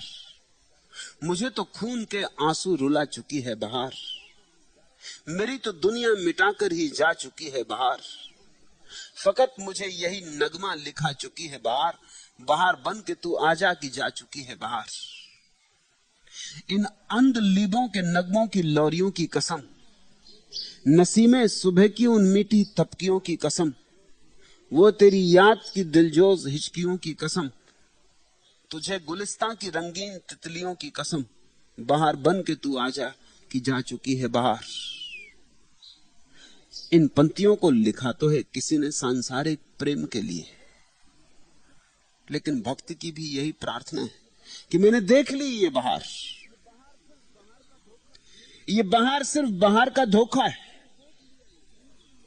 मैंने देख लिया ये सब, दूर से लुभावना है, दूर के ढोल सुहावने। मैंने देख लिए सब रंग ढंग, मृगमरीचिका है। इंद्रधनुष कैसा प्यारा लगता आकाश में खिंचा हुआ, वहां है कुछ भी नहीं। हवा में लटके हुए जल कणों पर सूरज की किरणों की माया का जादू, और कुछ भी नहीं है वहां। तुम पकड़ने जाओगे तो हाथ में कुछ भी ना आएगा। लगता बहुत प्यारा है, सतरंगा है, अद्भुत है, सारे फूलों के रंग, लेकिन हाथ में तो कुछ भी ना आएगा, मुट्ठी खाली रह जाएगी। ऐसा है जगत इंद्रधनुष जैसा। पानी केरा बुदबुदा, और कब टूट जाएगा बुदबुदा कुछ पता नहीं। अभी है अभी मिट जाए, कोई भरोसा भी नहीं। बहार बन के तू आ जा कि जा चुकी है बहार। इस जगत की बहार तो जा चुकी, देख लिया। अब तू आ जाए तो ही बहार आए। गुलों को ओस से नहला के जा चुकी है बहार। मुझे तो खून के आंसू रुला चुकी है बहार। जरा गौर से देखना, सबकी आंखें खून के आंसुओं से भरी। शायद इसीलिए हम कभी शांत बैठ के अपने जीवन पर विचार भी नहीं करते। विचार से घबराहट लगती, छाती धड़कने लगती, क्योंकि लगता है सब आसार, पैर के नीचे जमीन ही नहीं, जिए चले जा रहे। जीने का कोई सहारा नहीं, कोई कारण नहीं। मेरी तो दुनिया मिटाकर ही जा चुकी है बाहर। फकत मुझे यही नगमा लिखा चुकी है बाहर। तुम्हारे जिंदगी का सारा सार निचोड़ इतना है, फकत मुझे यही नगमा लिखा चुकी है बाहर। बाहर बन के तू आ जा कि जा चुकी है बाहर। आर्त भक्ति पैदा होती कि परमात्मा तू आए तो ही कुछ हो। जिंदगी तेरे बिना सिवाय दुख के और कुछ भी नहीं। सुख होगा तो तुझ में, तेरे बिना दुख है। तेरी मौजूदगी सुख होगी, तेरी गैर मौजूदगी दुख है। मैं अपने से जी के देख लिया, अकेले अकेले जी के देख लिया। अब तू मेरे भीतर आ जा। तो ये तो आर्त भक्ति का पहला रूप है। बीन आज छेड़ूं तुझे, मन में उदासी छा रही। लग रहा है जैसे कि मुझसे आज सब संसार रूठा। लग रहा है जैसे कि सबकी प्रीत झूठी, प्यार झूठा। और मुझसा दीन मुझसा हीन कोई भी नहीं। बीन आज छेड़ूं तुझे, मन में उदासी छा रही है। आर्त भक्ति जीवन की सारी उदासी का अनुभव है, निचोड़ है। इसलिए आंसू, इसलिए रुदन। आर्त भक्त अपने भजन में रोता है और जल्दी ही रोने में रूपांतरण हो जाता है। अगर कोई हृदय पूर्वक रोएगा, आंसू आंखों को शुद्ध कर जाते और आंखों में एक नई चमक आ जाती। और ठीक से अगर कोई रो लिया है जीवन के दुख को देखकर, तो सुख की पहली खबर, पहली किरण उतरने लगती। था तुझे छूना कि तूने भर दिया झंकार से घर। और तेरी सांस को भी 7 स्वर के लग चले पर, आ अबनी छू लूं गगन छू लूं कि 7 स्वर्ग छू लूं। सब मुझे आसान मेरे साथ तू जो गा रही है। बीन आज छेड़ूं तुझे, मन में उदासी छा रही है। तुम्हें भक्तों के हाथ में जो एक तारा दिखाई पड़ा है, अकारण नहीं। एक तारा बड़ा उदास स्वर पैदा करता है। एक ही तार है उसमें, उसका स्वर उदासी का स्वर है। और एक तारा मनुष्य के एकाकी होने का सबूत है कि हम अकेले, कि उसके बिना हमारा कोई संगी साथी नहीं। ये अनुभव जितना प्रगाढ़ तुम्हारे भीतर हो, उतनी गौणी भक्ति का पहला रूप जन्म सकता है, आर्त भक्ति। ख्याल रखना, सभी के लिए जरूरी नहीं कि वे आर्त भक्त हों। दुनिया में 3 तरह के लोग हैं, इसलिए सांडिल ने 3 तरह की भक्ति कही। दुनिया के लोगों को अनेक अनेक ढंगों से बांटा जा सकता है। 5 कोटियों में बांटा जा सकता है, 7 कोटियों में बांटा जा सकता है, और अनेक ढंगों से बांटा जा सकता है। ख्याल रखना, इससे तुम दुविधा में मत पड़ना। कल ही मैंने तुमसे कहा था कि दुनिया में 5 तरह के लोग हैं, इसलिए 5 तरह के ध्यान हमने यहां व्यवस्थित किए। अब तुम सोचोगे कि आज मैं कहता हूं, सांडिल कहते हैं दुनिया में 3 तरह के लोग हैं। ये विभाजन बहुत तरह से हो सकता है। ऐसा ही समझो, कोई आदमी यहां आए और खड़े होकर तुमको देखे, वो कह सकता है यहां 2 तरह के लोग हैं, कुछ स्त्रियां हैं, कुछ पुरुष। वो ये भी कह सकता है कि यहां 2 तरह के लोग हैं, कुछ गैरिक वस्त्रों में हैं, कुछ गैरिक वस्त्रों में नहीं।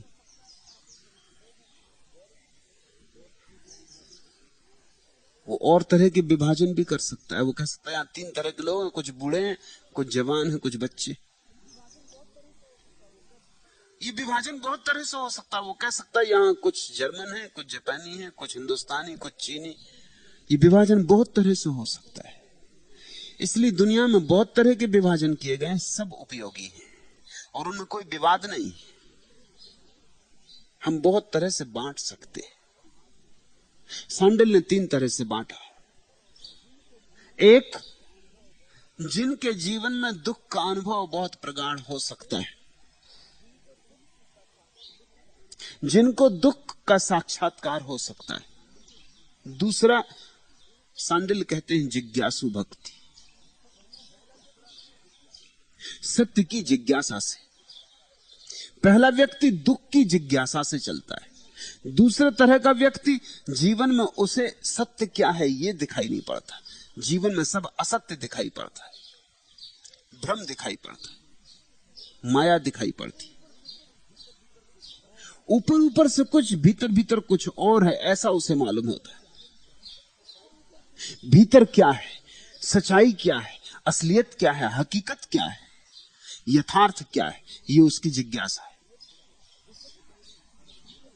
उसे दुख उतना नहीं परेशान कर रहा है।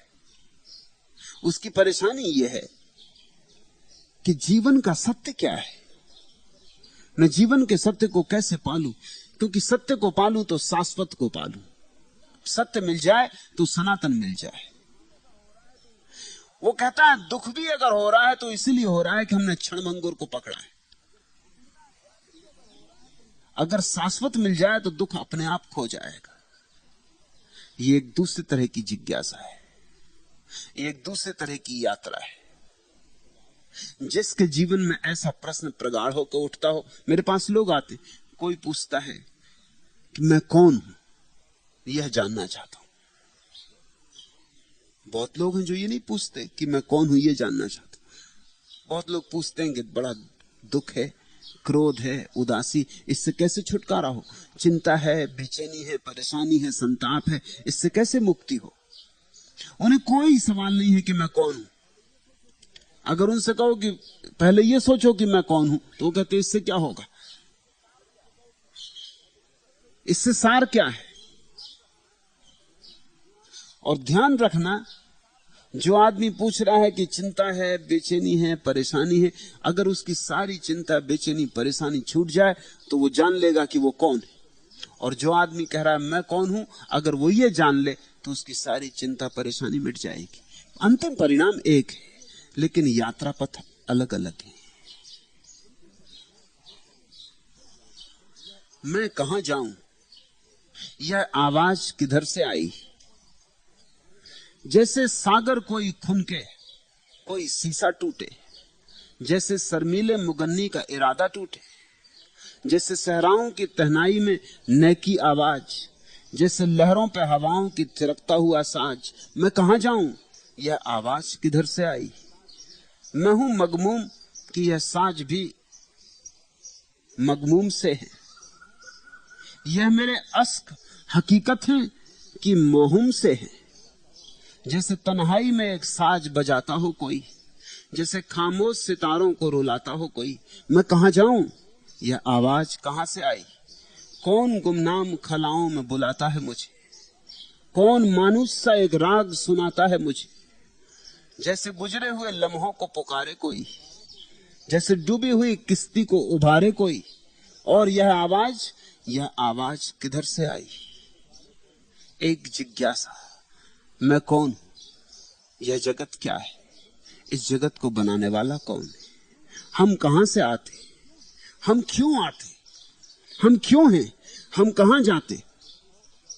ऐसी जिज्ञासा जिसके मन में हो, उसके लिए जिज्ञासु भक्ति। जिज्ञासु भक्ति में क्या करना होगा? आर्त तो रोएगा, चीखेगा, पुकारेगा, उसकी भक्ति आह से भरी होगी। जिज्ञासु सत्संग करेगा, श्रद्धा करेगा, ध्यान करेगा, गुरु के पास बैठेगा, जिसको मिल गया होगा उसकी तलाश करेगा।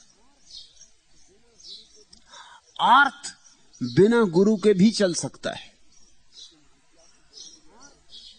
लेकिन जिज्ञासु बिना गुरु के नहीं चल सकता। किससे पूछे? जिसको जाना, जो गया हो, जिसने जाना हो, उससे ही पूछा जा सकता है। जिसने अनुभव किया हो उसी से पूछा जा सकता है। आर्त बिना गुरु के भी चल सकता है। उसको अगर गुरु की जरूरत भी पड़ेगी तो अंत में पड़ेगी, जब भजन छुड़ाने का सवाल आएगा। लेकिन जिज्ञासु को जरूरत शुरू में ही पड़ जाती। उसके लिए सत्संग के बिना कोई सहारा नहीं। जिज्ञासु सद्गुरु को खोजता है, फिर बैठता उसकी छाया में, सुनता उसे, गुनता उसे, उसके साथ धीरे धीरे अपनी तरंगों को एक करता है, उसके साथ लवलीन होता है, और धीरे धीरे उसकी चेतना के साथ उसके संबंध जुड़ने शुरू होते। शायद आंसू उसे कभी ना आए, इससे कोई चिंता मत लेना। अक्सर ऐसा हो जाता है कि लोग एक दूसरे की नकल में पड़ जाते। तुम्हारे पड़ोस में बैठा कोई रो रहा है, तुम सोचते हो कि मैं क्या पत्थर हूं?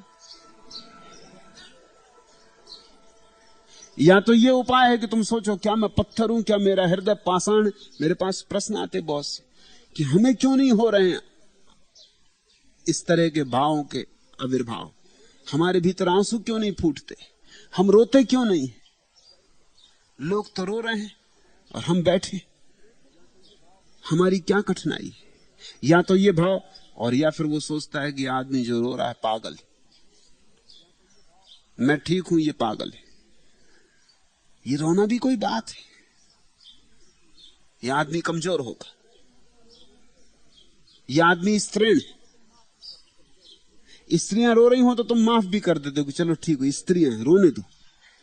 अगर कोई पुरुष रोता है तो तुम्हें बड़ी बेचैनी होती, तुम सोचते मामला क्या है, यह आदमी प्रौढ़ नहीं हो पाया, बचकाना रह गया।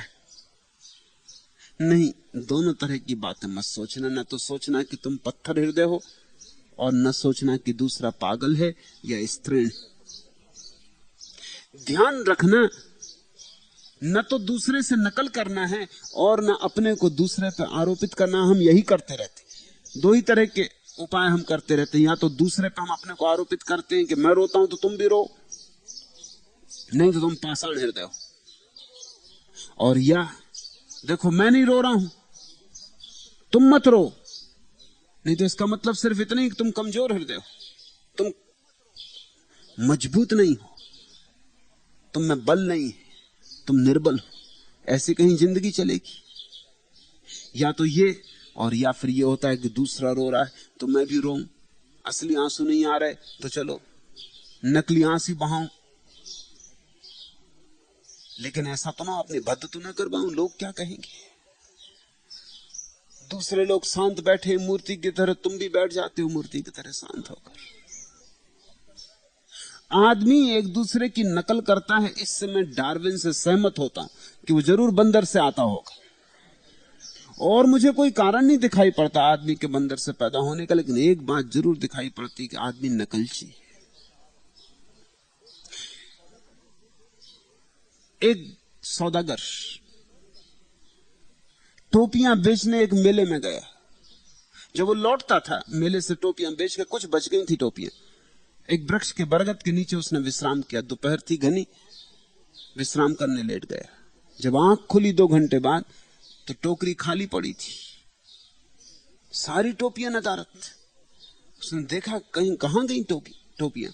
ऊपर नजर की तो बंदर बैठे थे, सब टोपियां लगाए बैठे थे, सब बिल्कुल नेताजी बने बैठे थे, गांधीवादी टोपी, गांधी टोपी, और बड़ा मजा ले रहे थे। सारी दिल्ली वहां मौजूद थी। वहां आदमी बड़ा मुश्किल में पड़ा, आप करना क्या है। और बंदर बड़े जच रहे थे।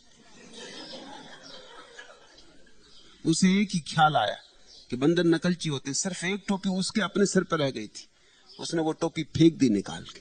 उसका फेंकना था कि सब बंदरों ने टोपी फेंक दी निकाल के। उसने सब टोपियां इकट्ठी की, अपनी टोकरी भरी और घर आ गया। कई सालों बाद फिर ये घटना घटी। उसका बेटा मिला गया। अब बाप बूढ़ा हो गया था और बेटे को जाना पड़ा। बाप ने कहा कि सुन, एक बात ख्याल रखना, एक तो उस बरगद के नीचे विश्राम मत करना, उस बरगद पे बंदर रहते, और अगर कहीं भी विश्राम करना ही पड़े तुझे, थक जाए और रुकना पड़े और विश्राम करना पड़े, क्योंकि रास्ते पर वही छाया वाला वृक्ष। तो एक बात ख्याल रखना, अगर बंदर तेरी टोपी चुरा लें तो ऐसा मेरे अनुभव से हुआ था, अपनी टोपी फेंक देना, वो सब फेंक देंगे। बंदर नकलची होते। बेटा गया, उसने कहा कि जब अपने पास सूत्र है तो डरना क्या। लौटा बाजार से, बरगद का झाड़ देख के उसका दिल भी छोड़ने को ना हुआ। बड़ी छाया थी, बड़ी दोपहरी और थका मांदा। और उसने कहा सूत्र अपने पास है, डरना क्या। लेट गया, सो गया, और जो होना था वही हुआ। जब आंख खुली टोकरी खाली पड़ी थी, लेकिन बेटा घबराया नहीं। उसने कहा अपने पास सूत्र है।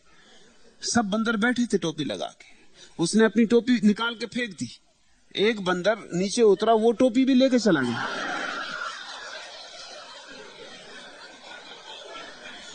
तब तक बंदर भी सीख चुके थे।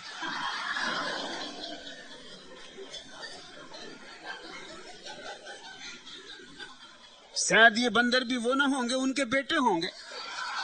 बंदर मरते वक्त कह गए होंगे, बेटे ख्याल रखना, कभी कोई सौदागर यहां ठहरे और टोपी फेंके तो भूल के टोपी मत फेंकना, वो भी उठा लाना। बंदरी नकलची होते तो ठीक था। आदमी बड़ा नकलची, नकल से सावधान।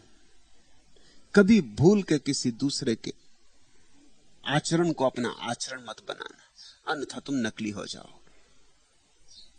और यही हुआ है। लोग जो कर रहे हैं वही तुम करने लगते हो, भीड़ के साथ चलने लगते हो।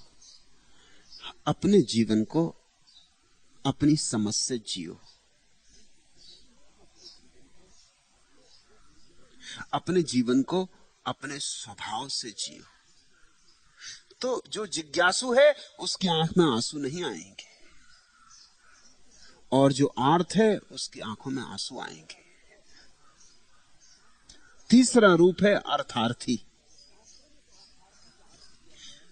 शास्त्रों में तो अर्थार्थी का अर्थ किया गया है जो कुछ मांगे,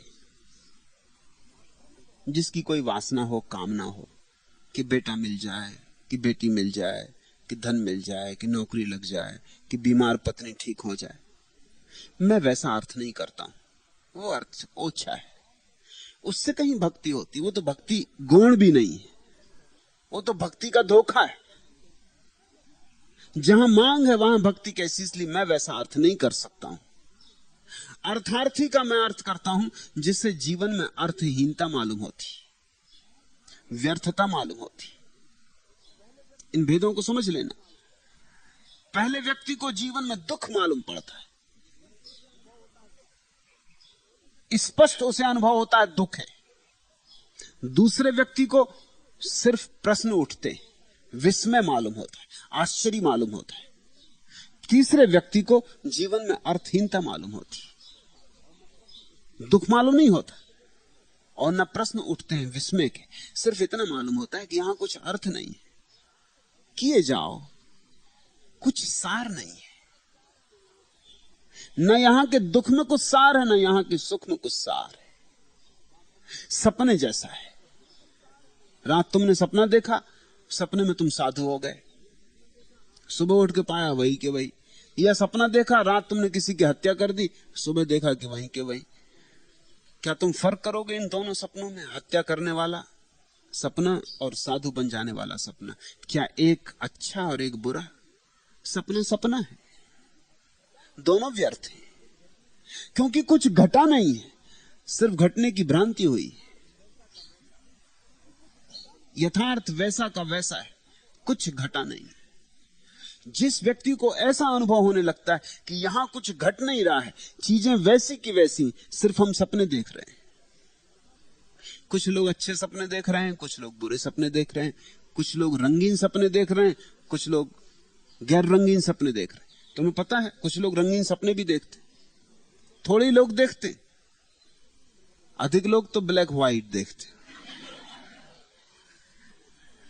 वो पुराने ढंग के लोग हैं, पुरानी फिल्में जब रंगीन नहीं होती थी, वो अभी भी वही पुराने सपने देखे चले जा रहे हैं। कुछ लोग 100 में से कुछ 2-3% लोग रंगीन सपने देखते हैं। ये जो रंगीन सपने देखते हैं, ये भीतरी रंगीन सपने नहीं देखते रात में, ये बाहर भी रंगीन सपने देखते। इन्हीं में से कवि पैदा होते हैं, चित्रकार पैदा होते हैं, मूर्तिकार पैदा होते हैं, संगीतज्ञ पैदा होते हैं। ये सब रंगीन सपने देखने वाले लोग होते हैं। और वो जो ब्लैक व्हाइट देखते हैं, वही दुकानदार बन जाते हैं, क्लर्क बन गए, स्टेशन मास्टर बन गए, प्रोफेसर बन गए। ब्लैक व्हाइट का मामला उनका, या तो ऐसा या वैसा, वहां ज्यादा रंग इत्यादि नहीं है, सीधा साफ गणित। ऐसे लोग गणितज्ञ बन जाते, ऐसे लोग हिसाब किताब रखने में बड़े कुशल होते। वो जो रंगीन सपना देखता है, उससे हिसाब किताब मत रखवाना, वो हिसाब किताब रख ही नहीं सकता। उसके रंगीन सपने उसे बहुत आह्लादित कर देते, बहुत भर देते। और जब सपना रंगीन होता है, मधुर होता है, तो आदमी भरोसा कर लेना चाहता है। एक सूफी कहानी,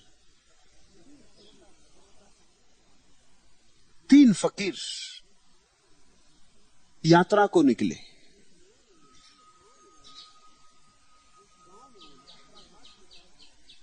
एक गांव में उन्हें सम्राट के महल से अत्यंत सुस्वादु हलवा भेंट में मिल गया, मगर वो इतना नहीं था कि तीनों का पेट भर जाए। तीनों उस पर कब्जा करना चाहते थे, मगर एक का ही पेट भर सकता था, उससे इतना ही था, और कोई उसे छोड़ना नहीं चाहता था। तीनों दावेदार थे, तीनों में बड़ा विवाद होने लगा। फकीर थे, विवादी तो थे ही, तर्क तो कर ही सकते थे। पहले फकीर ने कहा कि देखो, ये हलवा साधारण नहीं, हम तीनों में जो सर्वश्रेष्ठ है उसको मिलना चाहिए। मुझे पूरी कुरान याद है, तुम्हें याद है? दूसरे ने कहा कुरान से क्या होगा, असली बात चरित्र की। तुम्हें चरित्र नाम मात्र को नहीं, कुरान तो याद है, लेकिन सुबह उस स्त्री को देखकर तुम एकदम दीवाने हुए जा रहे थे, भूल गए। असली निर्णय चरित्र से होता है, मैं चरित्रवान। तीसरे व्यक्ति ने कहा चरित्र इत्यादि में क्या रखा, ये सब संसारिक बात है, ये सब सपना है, न ज्ञान से कुछ होता न चरित्र से, असली चीज तो प्रार्थना है। तुमने कभी प्रार्थना की? तुम चरित्र की अकड़ में पड़े हुए हो, अहंकार में पड़े हुए हो कि मैं चरित्रवान हूं, पड़े रह जाओगे इसी अकड़ में। मुझ दीन को देखो, विवाद इतना बढ़ गया, रात हो गई, विवाद का अंत ना हो तो हलवा खाए कौन? आखिर एक ने सुझाया कि ऐसा करो, आज हम तीनों सो जाएं, और रात जो सबसे श्रेष्ठ सपना देखे वही सुबह हलवा खाए।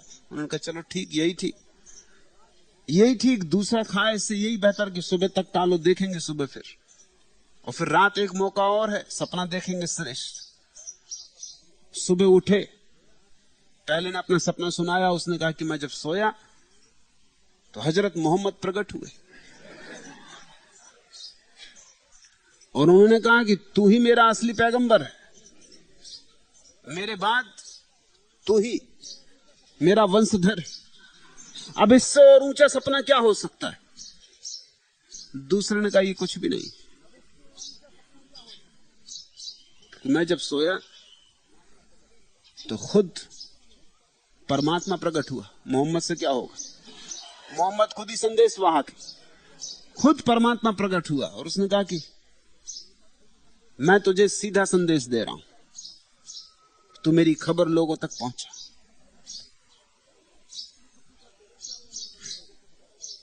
तीसरे से पूछा तुम्हें क्या हुआ? उन्होंने कहा भाई मुझे कुछ पता नहीं। आवाज भीतर से आई कि पड़ा पड़ा क्या कर रहा है मूर्ख, उठ हलवा खा।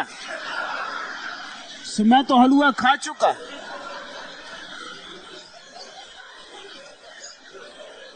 अब हलवा बचे ही नहीं। किसकी आवाज थी मुझे पता नहीं, मगर बड़ी जोरदार आवाज थी। सपने हैं, उनमें कुछ बड़े जोरदार सपने होते, बड़े रंगीन सपने होते और बड़ा प्रभावित कर जाते। लेकिन सपने फिर सपने।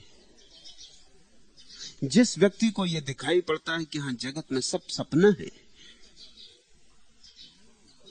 अर्थहीनता मालूम होने लगती, मीनिंगलेसनेस उसे अनुभव होती। ये भिन्न है। जिसको दुख अनुभव होता है उससे ये भिन्न दशा है।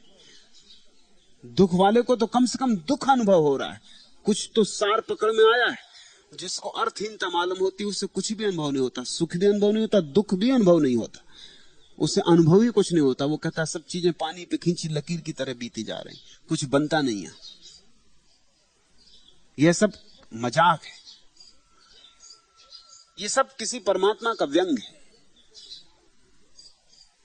ऐसे व्यक्ति को मैं कहता हूं उसे अर्थार्थी, उसे जीवन में अर्थ की तलाश पैदा होती। वो रिक्तता से भरा हुआ, अर्थहीनता से भरा हुआ अर्थ की खोज में निकलता है। वो परमात्मा से कहता है मुझे अर्थ दो, जीवन को ऐसा बनाओ कि मुझे लगे कि ये सपना ही नहीं, इसमें कुछ यथार्थ है। पानी पे मत खींचो लकीरें, पत्थर पे खींचो लकीरें कि टिक सके। कुछ स्थायित्व दो, कुछ शाश्वत की प्रतीति दो।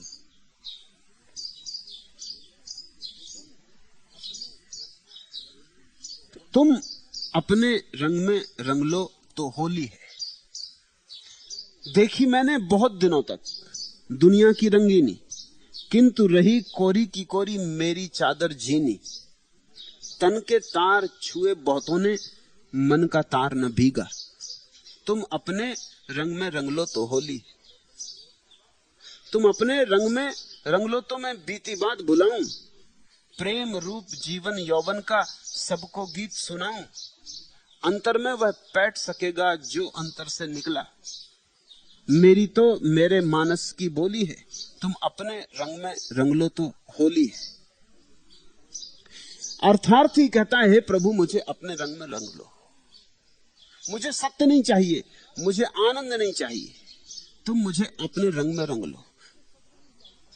थोड़ी सी भगवत्ता मुझ में उतार दो, मैं तुम्हारे रंग में रंग जाऊं। तुम अपने रंग में रंग लो तो होली है। देखी मैंने बहुत दिनों तक दुनिया की रंगीनी, किंतु रही कोरी की कोरी मेरी चादर जीनी। तन के तार छुए बहुतों ने, मन का तार न भीगा। तुम अपने रंग में रंग लो तो होली है। ये तीन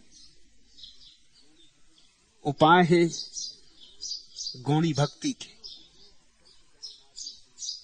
इन तीनों बिंदुओं से चल के जहां आदमी पहुंचता है उसका नाम पराभक्ति। उसको कृष्ण ने ज्ञानी भक्ति कहा है।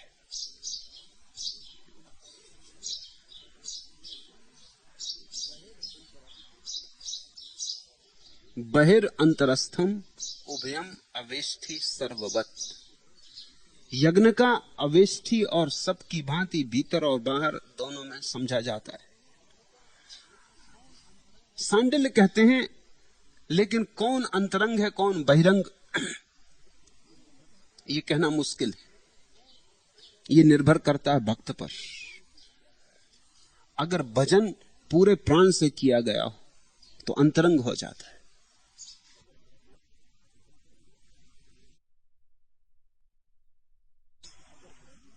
और ऐसे ही उपचार से किया गया हो तो बहिरंग रह जाता है। इसलिए भजन बहिरंग है कि अंतरंग, निर्णय करना मुश्किल है, भक्त पर निर्भर है। मूर्ति बहिरंग है कि अंतरंग, भक्त पर निर्भर है। अगर भक्त पूरे भाव से डूब जाता है तो मूर्ति भक्त के भीतर प्रवेश कर जाती, भक्त मूर्ति में प्रवेश कर जाता है। क्योंकि यहां पत्थर में भी भगवान छिपा है, पाषाण में भी परमात्मा छिपा है। देखने वाली आंख चाहिए, उतरने वाला हृदय चाहिए। तो ऊपर से निर्णय नहीं होता कौन सी बात बहिरंग, कौन सी बात अंतरंग। वही बात किसी के लिए अंतरंग हो सकती, वही बात किसी के लिए बहिरंग हो सकती। इसलिए तुम दूसरे की निंदा में मत पड़ना। इतना सम्मान रखना सदा। कोई आदमी अगर मंदिर की मूर्ति के सामने झुक रहा हो तो भूल के भी ये मत कह देना कि ये तो क्या कर रहा है, ये तो पत्थर है। तुम्हारे लिए पत्थर होगा तो तुम्हारे लिए पत्थर है, मगर दूसरे के लिए पत्थर हो ये जरूरी नहीं। दूसरे के लिए प्राण हो सकते। उस पत्थर में प्राण की प्रतिष्ठा उसने की हो तो उस पत्थर में उसके लिए सब कुछ है। ये जो जीवन की आंतरिक दशाएं हैं, इनके संबंध में थोथे नियमों से काम नहीं चलता और इनके लिए कोई कसौटियां नहीं है और न तराजू है। लेकिन अक्सर हम इस तरह की गलतियां कर बैठते हैं। कोई आदमी भजन गा रहा है, हम कहते हैं इससे क्या होगा, भजन से क्या होगा। और यह भी हो सकता है भजन करने वाला भी जवाब न दे सके। अक्सर तो नहीं दे सकेगा, क्योंकि अगर जवाब देने वाला होता तो भजन नहीं करता, जिज्ञासा करता। इस भेद को ख्याल में लेना। अगर वो जवाब देने वाला आदमी होता तो वो भजन करता ही नहीं। वो भजन की तरफ गया ही इसलिए है कि भाव प्रवण, बुद्धि प्रवण नहीं है। उसके भीतर विचार इतनी महत्ता की बात नहीं है जितनी भावना। उसके पास कोई उत्तर नहीं, वो शायद अवाक खड़ा रह जाए। तो तुम ये मत सोचना कि तुम जीत गए, क्योंकि तुम्हें उत्तर नहीं दिया जा सका। सभी चीजों के उत्तर होते भी कहां हैं। और यही तो जीवन में रहस्यपूर्ण है कि यहां कुछ चीजें हैं जिनका कोई उत्तर नहीं। तो कौन बहिरंग है, कौन अंतरंग है, प्रत्येक पर निर्भर है। जो आर्त को बहिरंग है वो जिज्ञासु को अंतरंग है। जो जिज्ञासु को बहिरंग है वो आर्त को अंतरंग है। जिज्ञासु कहेगा सत्संग करो गुरु का, भजन कीर्तन से क्या होगा, ये रामधुन क्यों लगा रखी, ये शोरगुल क्यों मचा रखा है। और आर्त कहेगा गुरु के पास बैठे ही रहे पत्थर की मूर्ति की तरह, उससे क्या होगा। गुनगुनाओ, गाओ, नाचो, प्रभु को पुकारो, रो, चिल्लाओ, चीखो। और दोनों ही अपनी अपनी तरफ से ठीक कह रहे हैं।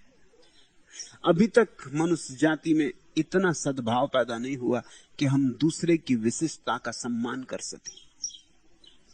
ये मनुष्यता की कमी। इसलिए मुसलमान हिंदू का मंदिर तोड़ देता है, हिंदू मुसलमान की मस्जिद जला देता है। ये बड़ी मूढ़तापूर्ण बात है। दूसरे का सम्मान होना चाहिए। हम दूसरे के नियंता नहीं है, दूसरा अपना मालिक है। उसे जिससे सुख मिले, जिससे सार मिले, उस दिशा से जाए। उसे रोको मत, उसे बाधा मत दो। सारे लोग तुम्हारे अनुसार चलें, ये बात ही फिजूल है, ये बात ही अमानवीय है। मगर यही कोशिश रही। ईसाई चाहते हैं सारी दुनिया ईसाई हो जाए, हिंदू चाहते हैं सारी दुनिया हिंदू हो जाए, मुसलमान चाहते हैं सारी दुनिया मुसलमान हो जाए। ये आकांक्षा गलत है। जगत में वैविध्य रहने दो। अच्छा है कि यहाँ बहुत फूल खिलते हैं, कमल भी और गुलाब भी और चंपा और जूही और चमेली भी। यहाँ गुलाब ही गुलाब खिलेंगे तो गुलाब बड़ा उबाने वाला हो जाएगा। वैविध्य परमात्मा के प्रकट होने का ढंग है। यहाँ बहुत सुगंधें हैं और यहाँ बहुत रंग है और यहाँ बहुत ढंग है और यहाँ बहुत तरह के लोग हैं। इसलिए कौन अंतरंग कौन बहिरंग, इस बात पर निर्भर होगा कि व्यक्ति किस ढंग से चीज को ले रहा है। अवेष्ठी यज्ञ का द्रव्य विशेष कभी कभी यज्ञ का अंतरंग और कभी कभी बहिरंग समझा जाता है। तुम पर निर्भर है। अब जैसे समझो कोई मेरे पास आता है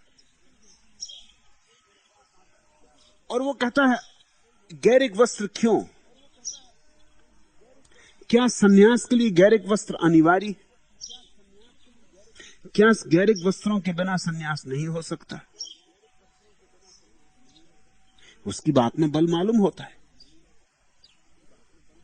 क्योंकि वस्त्र से क्या संबंध सन्यास का? वो सन्यास को अंतरंग बात मान रहा है, वस्त्र को बहिरंग। लेकिन यही आदमी और जगह जाके यही प्रश्न खड़े नहीं करता। तुमने फर्क किया है, तुमने ख्याल किया है, पुलिस वाला अगर अपनी ड्रेस में खड़ा हो तो तुम्हारा व्यवहार और होता है, और वो अगर सफेद वर्दी में खड़ा हो तो तुम्हारा व्यवहार और होता है। मजिस्ट्रेट अपने वस्त्रों में बैठा हो तो तुम और ढंग से व्यवहार करते हो, और मजिस्ट्रेट अपने वस्त्रों में ना हो तो कौन फिक्र करता है, कौन चिंता लेता है? तुमने ख्याल किया, तुम वस्त्रों को भला कितना ही कहो कि वो बहिरंग है, लेकिन तुम्हारे बहुत अंतरस्थल में बैठे हुए। गालिब को निमंत्रण दिया था बहादुर शाह जफर ने।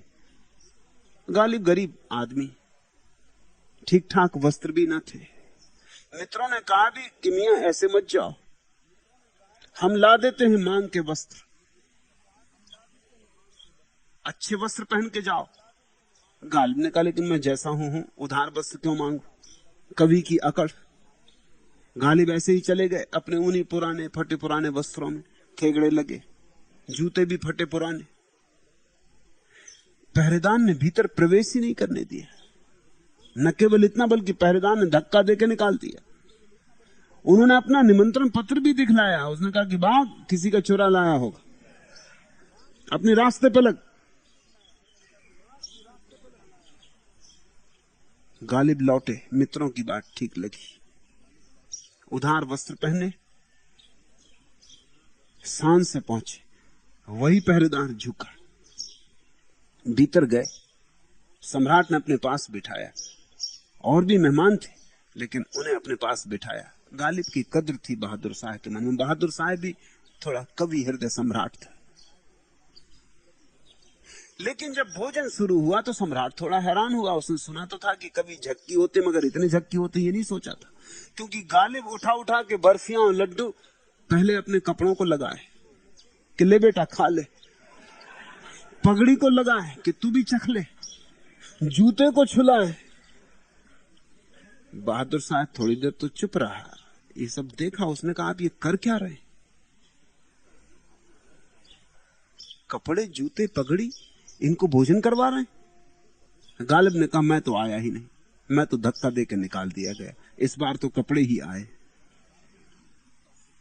मैं तो पहले आया था लेकिन तब प्रवेश नहीं हो सका। तुम भला कितना ही कहो कि कपड़े से क्या होगा, लेकिन तुम कपड़े से जीते हो। कपड़े से बहुत कुछ तुम्हारे जीवन का संबंध है। तुम्हारे कपड़े बदल देने से सब कुछ बदल जाता है।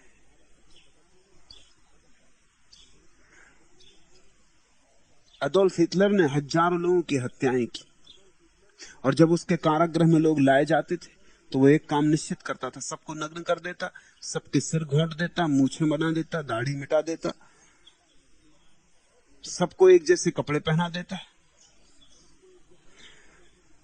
एक बहुत बड़े मनोवैज्ञानिक फ्रैंकल को भी यही किया गया।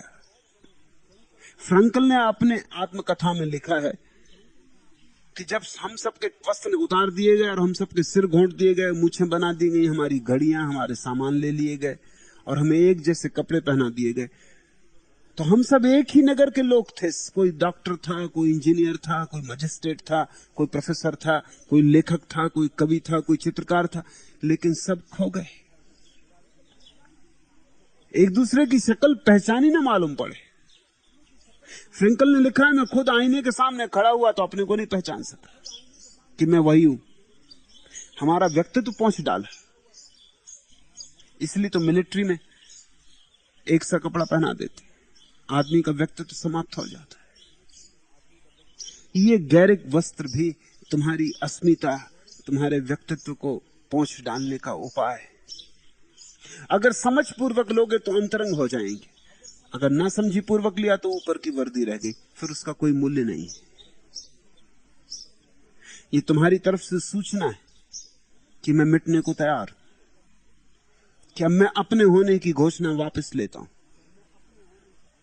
कि अब मैं विशिष्ट होने का दावा छोड़ता हूं।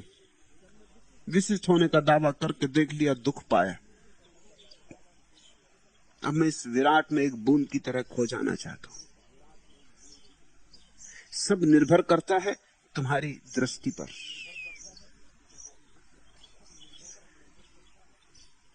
भूयसाम अनुनिष्ठति इति चेत अप्राणायाम उपसंहारात महस्तु अपि। भक्त लोग अधिक कर्म नहीं करते, ऐसा नहीं है। भेद इतना ही है कि वे सब इस नियम के अधीन हो जाते।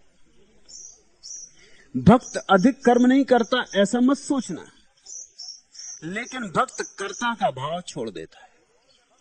भक्त से भी कर्म होते हैं, वस्तुतः और भी ज्यादा होते। भक्त की सक्रियता और भी खिल के प्रकट होती, भक्त की सृजनात्मकता अपना शिखर छूती। लेकिन एक फर्क पड़ जाता है, अब भगवान करता है, भक्त करता नहीं। भक्त केवल बांस की पोंगरी, भगवान जो गीत गाता है अपने में से बह जाने देता है। भक्त इस नियम के अंतर्गत समाविष्ट हो गया है, उसने अपना समर्पण कर दिया है। अधिक लोग सोचते हैं कि भक्त का अर्थ है अब तुम कुछ मत करो, तुम भक्त हो गए, अब क्या करना, अब दुकान नहीं करनी, अब बाजार नहीं करना, अब बच्चों की फिक्र नहीं करनी, अब पत्नी की देखभाल नहीं करनी, तुम भक्त हो गए, अब क्या करना। भक्ति को लोगों ने काहली का बचाव समझ रखा है। सुस्ती, काहली, अक्रमण्यता भक्ति नहीं। भक्ति का अर्थ है अकर्ता भाव, अक्रमण्यता नहीं। कर्म तो जारी रहेगा, कर्म तो जीवन है, लेकिन अब हम करने वाले नहीं रह गए, अब हम निमित्त हो गए। अब परमात्मा जो कराए।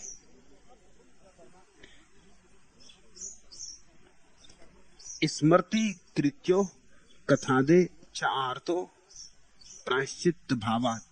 स्मरण और कीर्तन, कथा श्रवण आर्त भक्ति में प्रायश्चित रूप कहे गए। और कुछ नहीं करना है, असहाय और निरालंब होकर पुकारना है। उस पुकार में ही चित्त निर्मल हो जाता है, प्रायश्चित घटित हो जाता है। लोग पूछते हैं सिर्फ रोने से क्या होगा। प्रायश्चित के लिए कुछ शुभ कर्म करने होंगे, कुछ यज्ञ हवन इत्यादि करने होंगे, कुछ कर्म कांड करना होगा। लेकिन भक्त कहते हैं रोने से ही सब हो जाएगा। अगर तुम हृदय पूर्वक रोए, अगर तुम्हारा रोना तुम्हारी समग्रता से आया, तो वही तुम्हें निर्मल कर जाएगा। ये आंसू तुम्हारी बाहर की आंख को ही साफ नहीं करते, तुम्हारी भीतर की दृष्टि को भी स्वच्छ कर जाते। प्रायश्चित हो गया। या अगर तुम जिज्ञासु हो तो गुरु के चरणों में झुक गए। या अगर तुम अर्थार्थी हो और तुम जीवन में अर्थ की तलाश कर रहे हो, तो तुमने शांत होकर ध्यान पूर्वक बैठकर परमात्मा को पुकारा कि मुझे अपने रंग में रंग लो, मेरे तारों को तुम छेड़ो। मैं तो छेड़ता हूं तो अर्थ नहीं निकलता, व्यर्थ का शोरगुल होता है। तुम छेड़ो तो संगीत उठे, तुम छेड़ो तो छंद बने। मेरे किए तो केवल उपद्रव होता है, अराजकता फैलती। तुम छेड़ो मेरा संगीत, ये रही मेरी हृदय की वीणा, तुम उठाओ, तुम जगाओ स्वर। तो प्रायश्चित हो गए। ये सवाल विचारणीय रहा है सदियों से कि आदमी ने अतीत में बहुत से बुरे कर्म किए, उनका क्या होगा। मुझसे लोग आके पूछते हैं कि जन्मों जन्मों से हमने पाप किए हैं, उन पापों के फल का क्या होगा। समझा जाता है कि जितने तुमने पाप किए हैं उतने पुण्य करके जब काटोगे तब मुक्ति होगी। फिर तो मुक्ति कभी होने वाली नहीं, फिर तो तुम मुक्ति का ख्याल ही छोड़ दो। तुमने इतने पाप किए हैं कि अगर एक एक पाप के लिए पुण्य करना पड़ा तो अनंत जन्म लग जाएंगे। एक बात, और इतने पुण्य करने के लिए तुम्हें अनंत जन्मों तक बहुत से पाप फिर से करने पड़ेंगे। नहीं तो पुण्य कहां से करोगे। समझो कि एक मंदिर बनाना है तो पहले ब्लैक मार्केट करनी पड़ेगी, कराना है तो भोजन के लिए कुछ तो जेब काटोगे, तभी तो भोजन होगा। दान देना है, चोरी करोगे तभी तो दान दे सकोगे। चोर हुए बिना दानी तो नहीं हो सकते। इसलिए जब कोई सोचता है कि वो महादानी, उसे पता नहीं वो क्या कह रहा है। वो ये कह रहा है कि पहले हम चोर थे। असल में ऐसा होता है कि तुम करोड़ की चोरी कर लेते हो, लाख दान कर देते हो, और लाख दान करके फिर तुम करोड़ की चोरी करने के लिए योग्य हो जाते हो, क्योंकि फिर अकड़ आ जाती है कि अब फिर कर सकते। और फिर अर्ज क्या है, फिर लाख का दान कर देंगे। तुम्हारा दान और तुम्हारी चोरी संयुक्त है। तो अगर अनंत जन्म लगेंगे तुम्हारे अनंत जन्मों के कर्मों को सुधारने में, तो इस बीच तुम गलत कर्म करते ही चले जाओगे, उनको फिर सुधारना पड़ेगा, और फिर गलत होंगे, फिर सुधारना पड़ेगा। इस दुष्ट चक्र का कोई अंत नहीं हो सकता। इसलिए जो लोग कर्म के गणित से चलते हैं, उन्हें मुक्ति की आशा छोड़ देनी चाहिए। भक्त कहता है तुमने जो किया है वो स्वप्न जैसा है, उसको मिटाने के लिए कुछ नहीं करना, सिर्फ जागना काफी। तुम रात सोए हो और तुमने हत्या कर दी सपने में, और चोरी कर ली सपने में। उठकर तुम थोड़ी कि दान करोगे तब चोरी कटेगी, कि अब किसी आदमी को जिलाओगे तब रात की हत्या कटेगी। सुबह जागते ही पता चलता है कि सब सपने में हुआ था, कुछ किया नहीं, किया ही नहीं है कुछ, हुआ ही नहीं है कुछ। एक नींद थी, नींद टूट गई। भक्त जब रो लेता है तो नींद टूट जाती, भक्त जब गा लेता है तो नींद टूट जाती, भक्त जब नाच लेता है तो नींद टूट जाती। या आर्त बनो या जिज्ञासु या अर्थार्थी, लेकिन हर हालत में नींद टूटती। कर्मों को नष्ट नहीं करना पड़ता, नींद के टूटते ही जीवन दृष्टि बदल जाती, और जाग कर जीवन जीने लगे तो शुभ हो जाता है। संक्षिप्त में कहें तो ऐसा, सोए सोए जियो तो पाप, जागे जागे जियो तो पुण्य। जाग कर जो किया जाए वह पुण्य, सोकर जो किया जाए वह पाप। जागने के ये 3 उपाय सांडिल्य ने कहे। या तो आर्त बन जाओ कि तुम्हारा रोना इतना सघन हो कि तुम जाग जाओ। तुम्हें याद है कभी सपने में ऐसा हो जाता है कि सिंह तुम्हारा पीछा कर रहा है और तुम भागे जा रहे हो और मरे जा रहे हो और घबरा रहे हो, और तभी एक जोर की पुकार निकल जाती कि मर गया। उसी पुकार में नींद खुल जाती, शेर भी गया, नींद भी गई। कभी तुम देखते हो कि तुम्हारी छाती पर कोई चढ़ा बैठा और छुरा भौंक रहा है। जैसे ही छुरा भौंका जाता है एक आह निकल जाती, उसी आह में नींद टूट जाती। आर्त का यही अर्थ है। जीवन का दुख इतना है कि उस दुख के कारण ही तुम्हारे भीतर से आह निकल गई, आह में नींद टूट गई। या तुमने सोचा विचारा, कोई उत्तर नहीं मिलता कि सत्य क्या है, और तुम किसी सदगुरु के पास बैठ गए। सदगुरु के पास बैठने का अर्थ यह है कि तुमने किसी अलार्म से दोस्ती कर ली। वो तुम्हें जगाता रहेगा, वो तुम्हें चेताता रहेगा, वो तुम्हें उठाता रहेगा। और दुख के कारण आह निकाली, न तुमने सत्य की जिज्ञासा से सत्संग किया, बल्कि तुमने पाया कि जीवन में कोई अर्थ नहीं। तुम एकदम नकार और निषेध और शून्यता से, रिक्तता से भर गए। उसी रिक्तता की चोट में तुम्हारे भीतर से पुकार उठी कि हे प्रभु, अगर तू अपने रंग में रंग ले तो सब ठीक हो जाए। तुम अपने रंग में रंग लो तो होली है। देखी मैंने बहुत दिनों तक दुनिया की रंगीनी, किंतु रही कोरी की कोरी मेरी चादर झीनी। तन के तार छुए बहुतों ने, मन का तार न भीगा। तुम अपने रंग में रंग लो तो होली है। लेकिन ये तीनों साधन गौण है, पराभक्ति के लिए नाव रूप है, और जैसे जैसे पराभक्ति आने लगे नाव से उतर जाना, नाव छोड़ देनी, साधन से मुक्त हो जाना है। जिस दिन साधन की कोई जरूरत ना रहे, उस दिन भूल के एक क्षण भी साधन को पकड़े मत रखना, नहीं तो साधन जकड़ लेगा, फिर तुम संसार में फेंक दिए जाओगे। संसार से मुक्त होने के लिए साधन उपाय, फिर साधन से मुक्त हो जाना है। जिस दिन संसार और साधन दोनों से मुक्ति हो गई, संसार से मुक्ति हो गई, धर्मों से मुक्ति हो गई, हिंदू न रहे, मुसलमान न रहे, ईसाई न रहे, वो सब साधन है। तूता दामिक हुए। जिस दिन वेद का अंत हो गया उस दिन वेदांत, जिस दिन वेद पूरे हो गए उस दिन वेदांत। पराभक्ति तुम्हारा और परमात्मा का अंतिम मिलन है, आत्यंतिक मिलन है। आज इतना है। अगर यह वीडियो आपको अच्छी लग रही हो तो वीडियो को लाइक और चैनल को सब्सक्राइब करें।